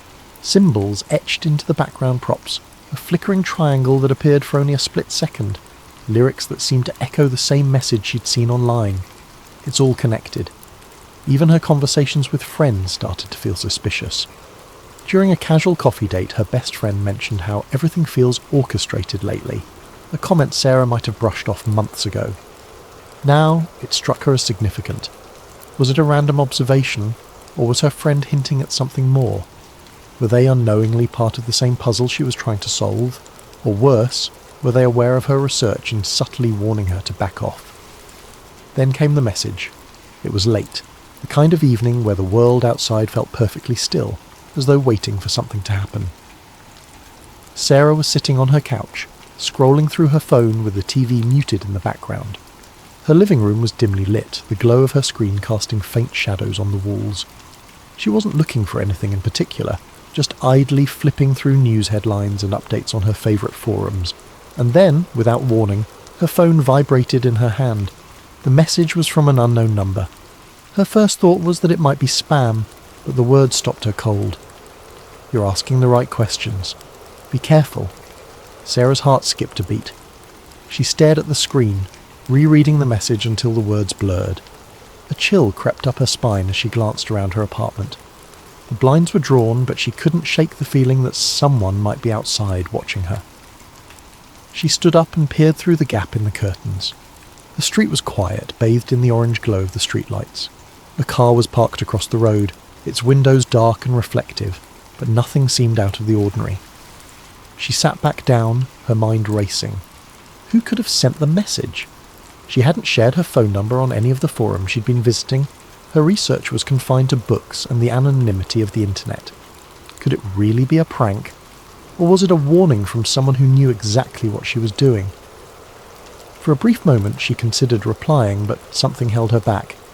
If the sender knew about her research, they might also know more about her than she was comfortable with. What if engaging with them put her in even greater danger? Instead, she deleted the message, as though erasing it from her phone could also erase the unease it had planted in her mind. But the unease didn't go away. That night, as she lay in bed, every sound seemed amplified. The creak of the floorboards, the hum of the refrigerator, the occasional rustle of leaves outside her window. She couldn't stop replaying the message in her head. "You're asking the right questions." It felt like validation, proof that her research was leading somewhere. But then there was the warning. Be careful. What exactly was she getting close to, and who didn't want her to find it? In the days that followed, Sarah became more cautious. She avoided the forums she frequented, afraid that whoever had sent the message might be watching her activity. She left her phone on airplane mode whenever she wasn't using it, and started unplugging her laptop at night. Even her usual walks around the neighbourhood felt different. She couldn't shake the feeling of being followed, though every time she turned around the streets were as empty as they'd always been. Yet despite her fear, Sarah's curiosity only grew. The message had confirmed what she'd begun to suspect. Her research wasn't just a hobby or a harmless dive into conspiracy theories. There was something real to it, something that someone didn't want her to uncover. And as much as the warning had unsettled her, it also fueled her determination. If she was asking the right questions, then she was closer to the truth than she'd ever been. But how close was too close? And at what point did curiosity become a risk not worth taking? These were the questions that now consumed her, lingering in the corners of her mind as she tried to decide whether to press forward or step back from the edge. The following days brought more strange occurrences. Her internet connection slowed to a crawl whenever she tried to access certain websites. A package arrived at her door, addressed to her but with no return address. Inside was a single piece of paper with a cryptic message. "The truth is hidden in the light." Sarah began to feel like she was being watched. Cars seemed to linger outside her apartment longer than they should. Strangers on the street made prolonged eye contact before looking away. At night she could swear she heard faint clicking sounds on her phone line, as if someone was listening in. Despite the fear, she couldn't stop. If anything, the strange events only fueled her determination. She spent hours poring over old documents, looking for connections, for anything that could explain what was happening. And slowly, she began to piece together a narrative. The Illuminati, she learned, wasn't just a group of intellectuals or an idea from the past. It was, according to the theory, an intricate web of influence that spanned centuries. It wasn't about controlling governments or manipulating markets. It was about shaping reality itself. The symbols, the patterns, the coincidences. They weren't mistakes. They were messages, breadcrumbs left for those who were willing to see. One night, Sarah stumbled upon a forum thread that claimed to reveal the structure of the Illuminati. It described a hierarchy, with powerful figures at the top and layers of secrecy below. The thread linked to an encrypted document, supposedly a leaked manifesto. Sarah hesitated. Downloading the file felt like crossing a line, like stepping into territory she couldn't return from. But her curiosity won out. As she read the document, her screen filled with phrases that sent chills down her spine. It spoke of the Great Plan, a vision of a unified world where chaos was eliminated, but at the cost of individual freedom. The document was filled with references to historical events, implying that the Illuminati had been behind revolutions, wars, and even technological advancements. It was too detailed, too specific to be easily dismissed. Sarah leaned back in her chair, the weight of what she'd read settling over her. She didn't know what to believe anymore. Was the Illuminati real, or was she simply connecting dots that weren't meant to be connected? As she stared at the glowing screen, she couldn't shake the feeling that she was standing on the edge of something vast and incomprehensible. Thank you for joining us tonight on Sleep Theories. This is just the beginning of Sarah's journey into the unknown, and we'll continue to explore her story in future episodes. May this tale of secrets and shadows inspire you to reflect, to wonder, and to dream. Sleep well, and let your imagination carry you to places where the mysteries of the world unfold. Sweet dreams. It started on an ordinary day for Daniel, a young software engineer with a knack for solving puzzles. His life was structured and predictable. Mornings spent coding, afternoons troubleshooting, and evenings playing video games. But one evening, something changed. As Daniel sat at his desk, the hum of his computer filling the room, he stumbled across a theory he had heard before but had never truly considered: the simulation hypothesis. The idea wasn't new. Philosophers, scientists, and tech enthusiasts had discussed it for years. The premise was simple, yet profound. What if the world around us wasn't real? What if everything, every tree, every cloud, every person, was part of a highly sophisticated computer simulation? Daniel had always dismissed the idea as science fiction, the stuff of movies and novels, but tonight, something about it struck a chord.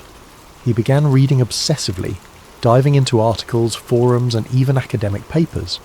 The theory was grounded in logic, with prominent figures like Elon Musk and Nick Bostrom lending it credibility.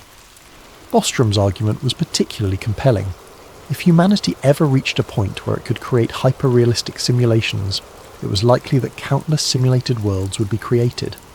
Statistically, the odds of living in the one base reality were slim. Most likely we were already in a simulation. At first, Daniel laughed it off, but the more he read, the harder it became to ignore. Strange memories surfaced, moments from his past that didn't quite add up. A childhood friend he could remember vividly one day seemed like a distant blur the next. Patterns began to emerge in the world around him, coincidences that felt too perfect, glitches that he had previously chalked up to his imagination. One night, Daniel decided to test the theory for himself. It had been weeks of consuming forum posts, articles, and late-night podcasts about the simulation hypothesis. The idea had started as a passing curiosity, but now it gripped him, gnawed at the edges of his perception, and made him question the very ground beneath his feet. If reality was as structured and artificial as the theories suggested, there had to be a way to prove it, or at least glimpse behind the curtain. He sat at his desk, illuminated by the glow of his computer screen, and began writing a simple program. It wasn't anything extraordinary, just a piece of code designed to generate random numbers. The logic was straightforward. The output should be completely unpredictable. Yet, as he stared at the rows of numbers that scrolled across the screen, he noticed something unsettling. At first it seemed like a coincidence. A number here, a number there, repeating after a few cycles. He rubbed his eyes, convinced he was imagining things, but the more he watched, the clearer the pattern became. Every few intervals the same sequence appeared like a song stuck on loop. The numbers weren't random at all. It was as if an invisible hand was guiding them, injecting order where there should have been chaos. Daniel's heart raced. He ran the program again, tweaking variables, trying different algorithms. Yet no matter how he adjusted the parameters, the pattern remained. It was subtle, but undeniable.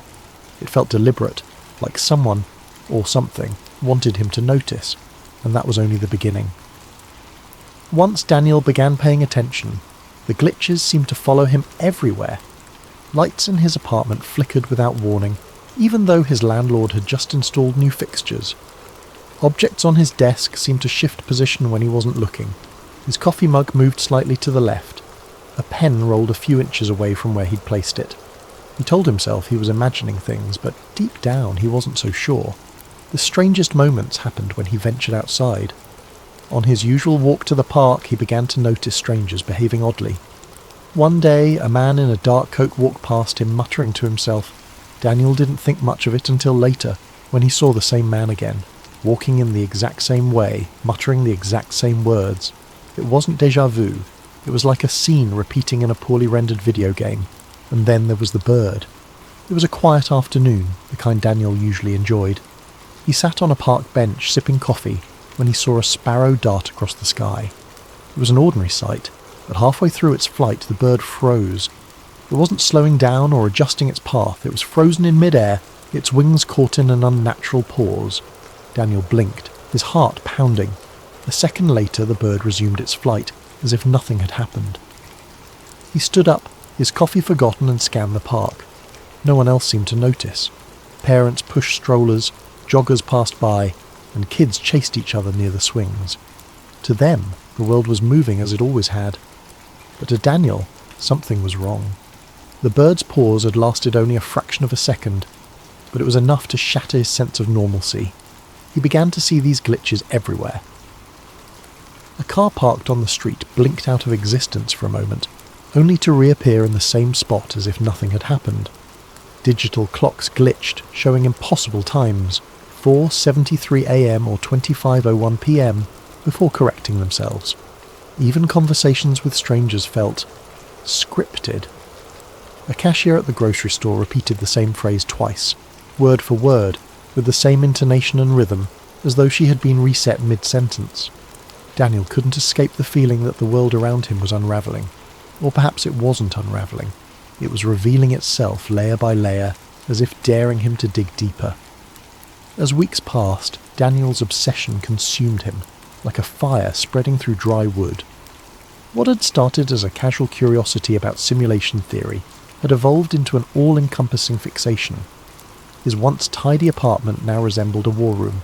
Walls covered in hastily scribbled notes, strings of red yarn connecting photographs and diagrams, and stacks of open books teetering precariously on every available surface. The soft glow of computer screens illuminated the chaos, their hum a constant background noise as Daniel delved deeper into his quest for answers. Friends had stopped reaching out, their texts and calls ignored until they dwindled into silence. Daniel barely noticed. His world had narrowed to a singular purpose, to prove that reality was not what it seemed. Days and nights blurred together as he scoured the internet for clues, digging through obscure forums, listening to late-night podcasts, and watching grainy videos of supposed glitches in the Matrix. He wasn't just exploring anymore, he was hunting, desperate for something tangible, something irrefutable.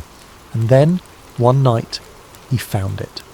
It was nearly 3 a.m., the hour when the world outside seemed the quietest and Daniel's mind felt the sharpest. He was scrolling through a forum dedicated to simulation theory, its threads filled with a mix of wild speculation, eerie anecdotes, and the occasional well-articulated argument. His eyes skimmed past a post titled "Proof Hidden in Plain Sight," and then stopped. The author of the post, a user known only as Observer, had a reputation in the community for their cryptic but compelling insights. The post was unlike anything Daniel had seen before. Observer claimed to have found evidence of the simulation, not in the form of glitches or anomalies, but encoded messages embedded within reality itself. The post included no direct evidence, only a series of cryptic clues and riddles, each one urging readers to look for patterns in everyday life. "They don't hide the truth," Observer had written. "It's right in front of us. Numbers, symbols, alignments, they all point to the same thing. Pay attention to the things you ignore. The messages are everywhere." Daniel's heart raced as he read and reread the post, the words resonating with a strange and unshakable truth.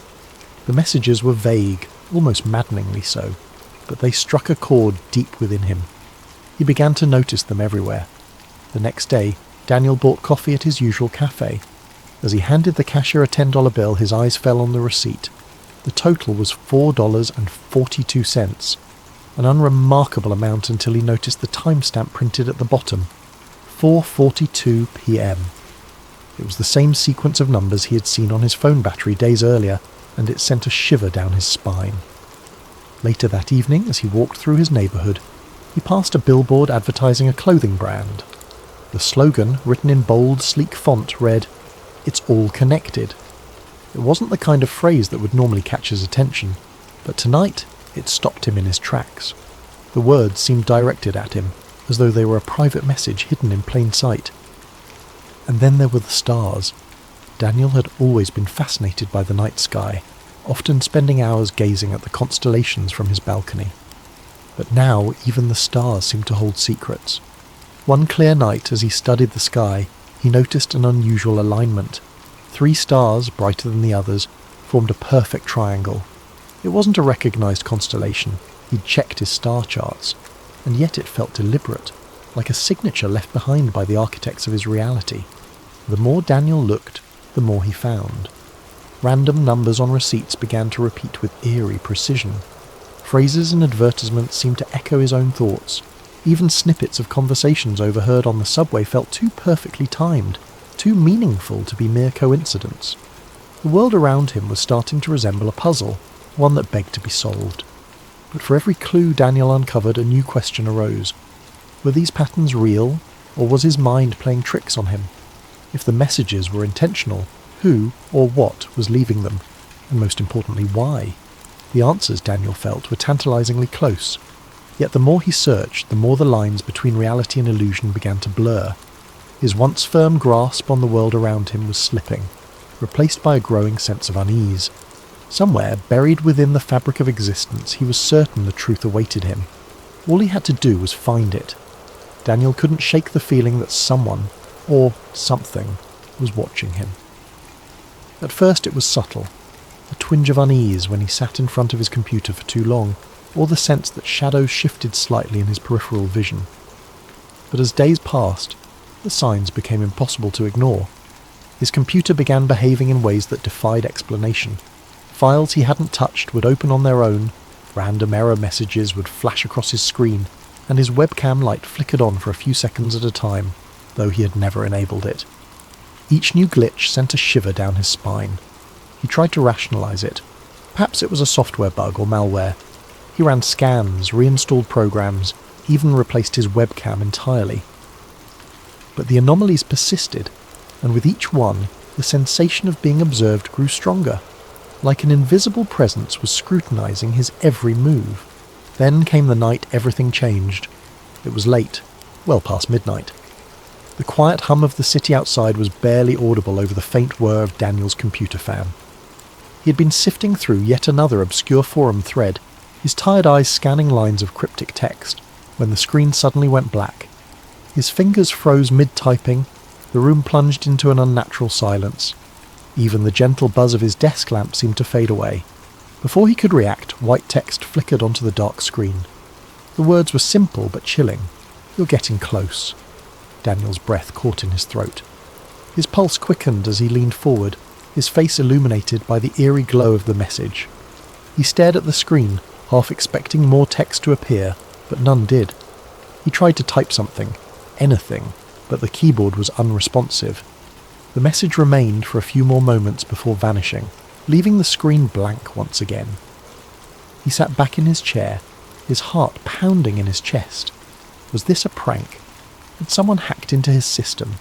Or more terrifyingly, was this a response to his relentless digging into simulation theory? The thought sent a cold chill down his spine. The message felt deliberate, as though whoever, or whatever, had sent it was watching him in that very moment. In the days that followed, Daniel's world began to feel more surreal. Conversations with people took on an uncanny quality.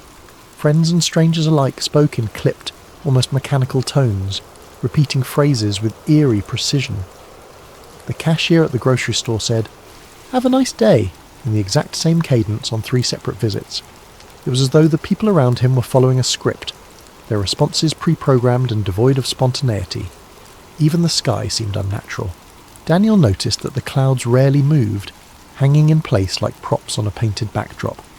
The colours at sunset were too vivid, too perfect, as if rendered by an artist with an overactive imagination. The air itself felt heavier, charged with an invisible tension that made his every breath feel laboured. And then, one fateful night, it happened.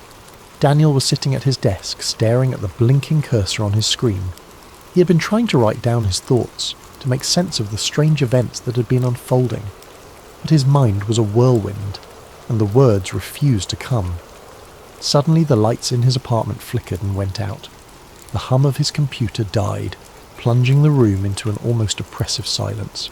He sat motionless, his eyes adjusting to the darkness. For a moment he thought the power outage was a coincidence, a mundane inconvenience. But then, in the corner of the room, a faint glow began to emerge. It wasn't the warm light of a candle or the cold blue of an LED, it was something entirely otherworldly, shifting in colour and intensity like a living entity. The glow grew brighter, pulsing rhythmically as it filled the room with an ethereal light. Daniel's breath hitched as he stood, his movements slow and cautious. Within the glow he began to see patterns, lines of cascading numbers and symbols, shimmering and shifting like the surface of a disturbed pond. These symbols moved too quickly to comprehend, but their presence felt purposeful, as though they were the very building blocks of reality itself. It was as if a veil had been lifted, exposing the intricate machinery that lay beneath the surface of his world. Daniel's chest tightened, his mind racing with questions and fears. Was this the truth he'd been searching for? Was he witnessing the raw code of the simulation? Or was his mind playing tricks on him, conjuring visions from the depths of his obsession? Compelled by a mix of terror and curiosity, Daniel reached out. His fingers trembled as they moved closer to the glowing mass. The moment his hand made contact, a surge of energy coursed through him, jolting him like a bolt of lightning. He gasped, his vision flooded with a kaleidoscope of images and sensations. He saw flashes of his life, memories both familiar and foreign. He saw himself as a child playing in the park, but the scene felt off, as though it were a recording played back on faulty equipment. He saw faces of people he didn't recognise but felt he should, their expressions frozen in time. Most disturbingly, he saw himself from a distance, not as a human being but as a sequence of data, lines of ones and zeros stretching infinitely into the void. The experience lasted only a few seconds, but it left Daniel reeling. As the glow faded and the room plunged back into darkness, he collapsed into his chair, his body trembling with exhaustion and fear. His mind raced to make sense of what he had seen. Was it a glimpse of the truth? Or had his obsession driven him to the brink of madness? In the silence that followed, one thought echoed through Daniel's mind. The world he knew would never feel the same again. In the days that followed, Daniel struggled to make sense of what had happened. He replayed the events over and over in his mind. The glowing code, the surge of energy, the kaleidoscope of images that had flashed before his eyes. Was it possible that he had truly glimpsed the underlying fabric of reality, or had his mind, pushed to the brink by his obsession, simply conjured it in a moment of exhaustion? No matter how many times he turned the question over, the answer remained elusive. He began to move through life with a strange sense of detachment. Every moment, every interaction, every sensation carried with it the faint echo of artificiality. The world around him, once vibrant and full of life, now felt like a carefully constructed facade. Conversations felt scripted, as though the people around him were reading from lines they didn't fully understand. The sound of traffic outside his apartment seemed monotonous, like a looped recording playing on repeat. Even the city lights that twinkled in the distance felt calculated, their brightness too perfect, their arrangement too deliberate. Daniel spent hours staring out the window of his apartment, watching the world unfold below. He noticed details he had never paid attention to before. The way pedestrians seemed to walk in synchronized patterns, the way the wind rustled the trees as though following an unseen rhythm. It was as if the simulation, if that's what it was trying harder than ever to convince him of its authenticity. But the harder it tried, the more artificial it felt. One evening, as he watched the sun set behind the city skyline, a strange calm settled over him. The colours of the sky, vivid oranges and purples fading into deep blue, felt impossibly beautiful, almost as if they had been painted just for him. And in that moment, Daniel realised something profound. Whether the world was real or simulated didn't matter. His experience of it was all he had, and it was no less meaningful for being uncertain. The laughter of a child playing in the park, the warmth of the sun on his skin, the taste of his favourite coffee, these things felt real. They brought him joy, comfort and connection, and perhaps that was enough. Daniel didn't stop wondering about the nature of reality. His curiosity was too deeply ingrained to simply vanish, but he no longer let it consume him. Instead, he began to focus on the things that grounded him, the friends he had neglected, the hobbies he once loved, the simple pleasures that made life worth living. If the world was a simulation, then it was a beautiful one, and he would cherish it for what it was. As he sat by his window that evening, the city lights twinkling in the distance, Daniel felt a sense of peace he hadn't known in months. The question of whether his world was real or fabricated faded into the background, replaced by a quiet acceptance of the mystery. Some truths, he realised, didn't need answers. Sometimes the beauty of the question was enough. Thank you for joining us tonight on Sleep Theories. May this story of reality and illusion inspire you to reflect, to wonder, and to find comfort in the unknown. Sleep well, and let your dreams carry you to a place of endless possibility. Sweet dreams. For thousands of years, people have whispered about a lost civilization, an ancient world that was rich, powerful, and far more advanced than anything humanity has ever known. This is the story of Atlantis, a place that many believe holds secrets capable of transforming the world. But Atlantis isn't just a legend. For some, it's a conspiracy, hidden away by powerful forces who want its secrets buried forever. For those who believe in the conspiracy, Atlantis represents more than just a lost city. It's a symbol of everything that has been suppressed throughout history. The idea that an ancient civilization could possess technology, wisdom, and knowledge far beyond our current understanding is both thrilling and terrifying. What if the Atlanteans had harnessed the power to manipulate energy, cure diseases, or even travel across the stars? What if they had discovered truths about the universe that we are only beginning to understand today? And yet, despite the tantalizing possibility, Atlantis remains elusive, its true nature hidden beneath the sands of time and the depths of the ocean. This, to the conspiracy theorists, is no accident. They argue that powerful elites, whether governments, shadow organisations or ancient secret societies, have worked to keep the truth about Atlantis buried, believing that such knowledge could destabilise the world's current power structures. Imagine the upheaval that would follow if such a discovery were to be made public. Industries built on oil and energy would collapse. Technologies we have only dreamed of could become reality, and the entire way we understand human history might be turned upside down. The very fact that Atlantis remains unfound only strengthens the belief that these powerful forces are actively suppressing the truth. The story of Atlantis, then, is not just a story of a lost civilization. It is a story of control, of how those who hold power might go to extreme lengths to prevent the masses from uncovering a truth that could change everything. The conspiracy doesn't just suggest that Atlantis was a real place. It proposes that what Atlantis represents is so dangerous, so revolutionary, that it must be kept hidden at all costs. The story of Atlantis begins with the ancient Greek philosopher Plato, who around 360 BC wrote about an extraordinary civilization that existed 9,000 years before his time. In his dialogues, Timaeus and Critias, Plato described Atlantis as a vast island empire beyond the Pillars of Hercules, the area we now know as the Strait of Gibraltar. Atlantis was a civilization with unmatched wealth and power, boasting vast resources, advanced architecture, and knowledge beyond the understanding of other cultures. The Atlanteans, however, grew arrogant and morally corrupt, challenging even the gods. As punishment, the gods supposedly sent a cataclysmic disaster that sank the entire island in a single day and night, taking the city and its secrets with it to the bottom of the ocean. For centuries, many believed Plato's story was merely a legend or an allegory. But over time, Atlantis transformed from a mythical place into a real mystery, captivating explorers, archaeologists, and conspiracy theorists alike. The story grew as new theories surfaced, each claiming Atlantis might not only have been real, but might also hold answers to some of humanity's deepest questions. As explorers searched for Atlantis, they proposed countless possible locations. Some pointed to Santorini, a Greek island that suffered a massive volcanic eruption that wiped out a flourishing civilization around 1600 BC. Others looked to the waters off the coast of Spain, believing underwater structures found there might be remnants of the lost city.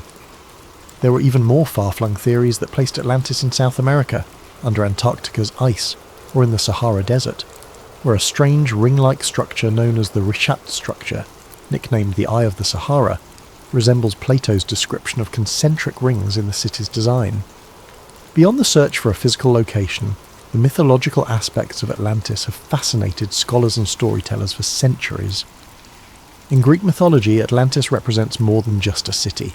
It's a symbol of humanity's reach for greatness and the tragic downfall that often accompanies it. Plato's account of Atlantis wasn't just about an advanced civilization. It was a tale of ambition, power, and ultimately, divine retribution. In his dialogues, Plato presents Atlantis as a place blessed by the gods, particularly Poseidon, the god of the sea.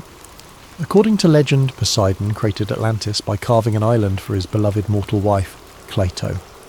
They had 5 sets of twin sons who became the kings of the island, dividing it into 10 distinct kingdoms. The Atlantean kings ruled over the people and were initially just, wise, and aligned with the virtues Poseidon embodied: balance, power, and respect for nature. However, over generations, the Atlanteans began to drift from these virtues, becoming increasingly greedy, corrupt, and hungry for domination. Their once harmonious society fell victim to excess, losing touch with their divine origins. This moral decline is crucial to understanding Atlantis as a myth. The Atlanteans' downfall wasn't merely a result of natural disaster, but was symbolic of divine punishment. In the ancient world, myths often served as warnings, teaching that pride and moral corruption would invite the wrath of the gods. When the Atlanteans turned away from their principles, Zeus, the king of the gods, called a council to punish them for their hubris. In a single day and night, he sent earthquakes and floods that sank the entire civilization beneath the ocean, erasing it as if it had never existed. This mythological element emphasizes the idea that Atlantis represents a golden age of human potential, lost to greed and arrogance, a recurring theme across many ancient tales. Some researchers have even suggested that the story of Atlantis draws from older myths that span multiple cultures. Similar tales of lost cities and sunken lands appear in the lore of other civilizations. The ancient Mesopotamians told the story of a great flood in the Epic of Gilgamesh, which has striking parallels to both the Atlantis myth and the biblical flood in the story of Noah's Ark. In Hindu mythology, there are references to a great ancient city named Dwarka, which was submerged by the sea after a cosmic battle. These stories collectively paint a picture of a recurring archetype in human consciousness, a fear of losing everything to the forces of nature or to the gods as a punishment for moral failure. Atlantis also evokes the concept of a lost paradise, similar to the Garden of Eden in Abrahamic traditions. Like Eden, Atlantis is thought to have been a place of purity, wisdom, and divine connection, lost because humanity strayed from its original path. In this way, Atlantis serves as both a cautionary tale and a reminder of humanity's potential, a vision of a time when humans were closer to the gods, possessing wisdom and technology that have since been forgotten.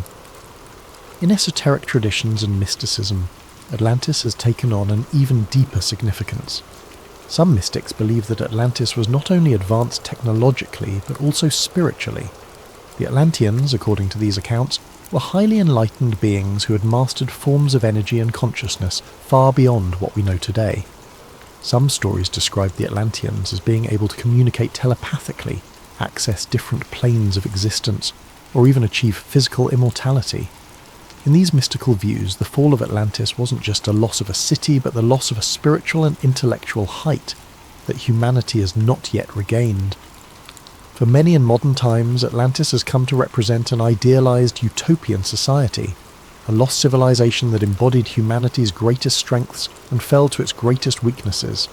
It is both a paradise lost and a cautionary tale, warning of the dangers that come with power, arrogance, and the abandonment of moral principles. The story of Atlantis endures because it reflects timeless human themes, resonating across cultures and centuries, blending historical speculation with deep mythological roots. In the end, whether Atlantis was a real place or simply a product of myth, it serves as a powerful symbol in our collective imagination, a reminder of both the heights humanity can reach and the depths to which it can fall. But where Atlantis might lie buried is just one piece of the mystery. What really fuels the conspiracy are the claims of what might be hidden there. According to some theories, Atlantis was a civilization so advanced that it possessed technology far beyond anything we have today. Many believe the Atlanteans had discovered a limitless source of energy, supposedly harnessed through massive crystals that channeled energy across the city, powering everything from their transportation systems to their weaponry. Others speculate that the Atlanteans had mastered flight, agriculture, and medicine in ways we still don't fully understand. If true, such discoveries would be invaluable to the modern world, and perhaps that's exactly why some argue the powers that be don't want us to find it. This is where the conspiracy deepens. According to theorists, there are powerful groups, governments, corporations, even religious institutions that know the truth about Atlantis and have been actively working to keep it hidden. Why? Because if Atlantis' secrets were uncovered, they could threaten the global power structure as we know it. Imagine what would happen if an ancient sustainable energy source were discovered, one that could replace fossil fuels overnight. Entire industries would collapse, and the world's economic order would be thrown into chaos. Some say that big energy companies, particularly those in oil and gas, would do anything to keep such a technology from ever seeing the light of day. The conspiracy stretches beyond just governments and corporations. Some even believe that religious organizations, particularly the Vatican, might be involved. Throughout history, the Church has guarded countless ancient texts and artifacts, many of which remain locked away from the public. Conspiracy theorists argue that the Vatican might be hiding documents that contain details of Atlantis' history or even instructions on how to harness its technology. If Atlantis existed and held advanced knowledge, it would call into question our current understanding of human history, evolution, and ancient civilizations. It might suggest that humanity's origins are far older and more complex than we think, perhaps even influenced by extraterrestrial beings. Yes, extraterrestrials.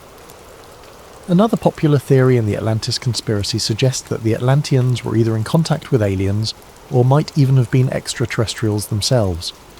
Proponents of this idea point to ancient legends from around the world, which tell of gods descending from the sky, bringing advanced knowledge to early human civilizations. Some conspiracy theorists believe that these gods were actually aliens who shared their technology with the Atlanteans. This theory ties into the broader ancient astronaut hypothesis, which claims that extraterrestrials have influenced human development throughout history. If this theory holds any truth, then Atlantis wasn't just an advanced city, it was a bridge between humans and otherworldly beings. But every time researchers get close to finding concrete evidence, something strange seems to happen. Some claim that underwater expeditions have mysteriously lost funding, that valuable documents have disappeared, or that independent researchers have been silenced. There are rumours of researchers who came too close to finding Atlantis suddenly facing threats, lawsuits, or even accidents. To conspiracy theorists, these stories aren't coincidences. They're proof of a deliberate effort to bury the truth. And while no one has officially confirmed the existence of Atlantis, modern technology has fueled new searches. Satellite imagery, underwater drones, and ground-penetrating radar are revealing more about Earth's hidden landscapes than ever before. Some claim that ancient structures on the ocean floor could be remnants of Atlantis, though these findings remain unproven. Still, every new discovery seems to bring more questions than answers. So, was Atlantis a real place? An advanced civilization that perished overnight, taking secrets of unimaginable power to the ocean floor? Or is it simply a myth? A story crafted by Plato to warn of the dangers of pride and hubris? For those who believe in the conspiracy, Atlantis is more than a cautionary tale. It's a hidden chapter in human history, one that's been intentionally erased. And the fact that we haven't found it yet doesn't discourage them. It only deepens their conviction that powerful forces want to keep Atlantis' secrets buried forever. Whether Atlantis is waiting to be discovered under the waves or forever lost to history, its legend endures. And as long as there are those who believe in its secrets, the hunt for Atlantis and the conspiracy theories surrounding it will continue. But perhaps what keeps the legend of Atlantis alive isn't just the mystery of whether it existed, it's the tantalizing hope of what it represents. Atlantis stirs something deep in the human psyche, a fascination with lost knowledge, untapped potential, and the possibility of an ancient civilization whose achievements could still reshape our understanding of the world today. For believers, Atlantis is not just a piece of ancient history, but a blueprint for humanity's potential, a lost paradise that, if found, could open doors to discoveries beyond our wildest dreams.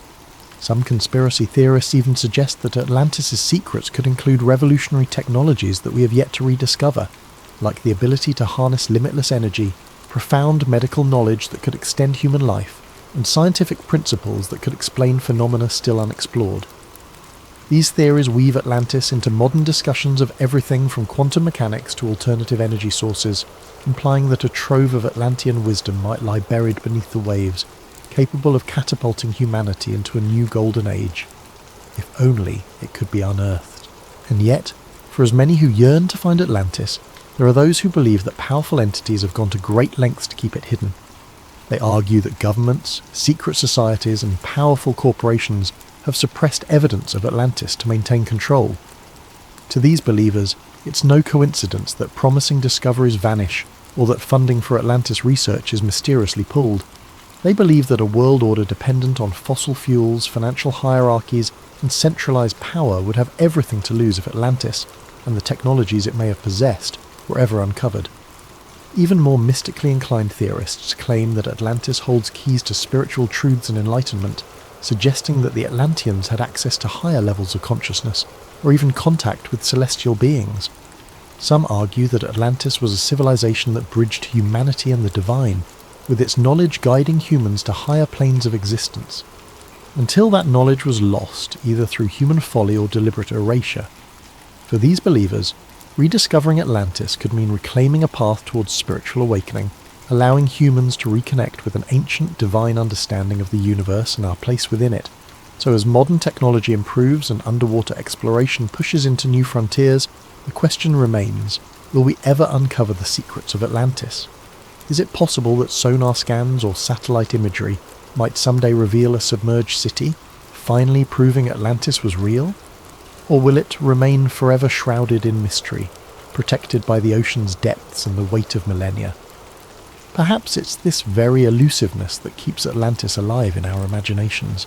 It's a riddle without an answer, a dream that remains tantalizingly out of reach. And as long as Atlantis remains unfound, its legend will continue to captivate, a story of both human aspiration and the dangers of ambition. So whether or not Atlantis truly lies beneath the waves, one thing is certain: as long as there are those who believe in its secrets, the hunt for Atlantis and the mysteries it promises will never end. Ethan didn't remember a time in his life when he didn't feel out of place. Growing up, he was the quiet kid, the one who sat in the corner of the classroom with his nose buried in a book or staring out the window, wondering if there was something more beyond the confines of the world he knew. While his friends grew excited about parties, clubs, and futures mapped out in clean, predictable lines, Ethan felt only a creeping dread, an unshakable feeling that something was missing. He'd often felt like he was standing at the edge of something vast, a place beyond his understanding, and he'd wondered if he might accidentally stumble into it one day. His life had been ordinary, perhaps too ordinary, and sometimes he thought that was the scariest thing of all. He spent most of his free time chasing stories and curiosities, unexplained mysteries, urban legends, and tales of things that couldn't be. The Backrooms was one of his favourites. He first read about it on a forum late one night, an innocuous post titled, "If you're not careful, you might slip between the cracks underwater into the back rooms." The premise was simple, terrifying. The Backrooms were a hidden dimension, an endless maze of empty, yellowed rooms, a place you could fall into if you weren't careful, disappearing from the world as you knew it. The idea left him with a chill that lingered long after he'd closed his laptop. To some part of Ethan, the Backrooms didn't just sound like a horror story. They sounded like something real, a hidden layer of reality lurking just beneath the surface, waiting for the right or wrong person to find it. He even dreamed about it sometimes. His curiosity deepened into a quiet obsession, and he'd spend hours researching theories, reading accounts from people who claimed to have seen glimpses of it or felt its strange pull in the periphery of their lives. This fascination made him feel alive, but it also made him reckless. He began to wonder what it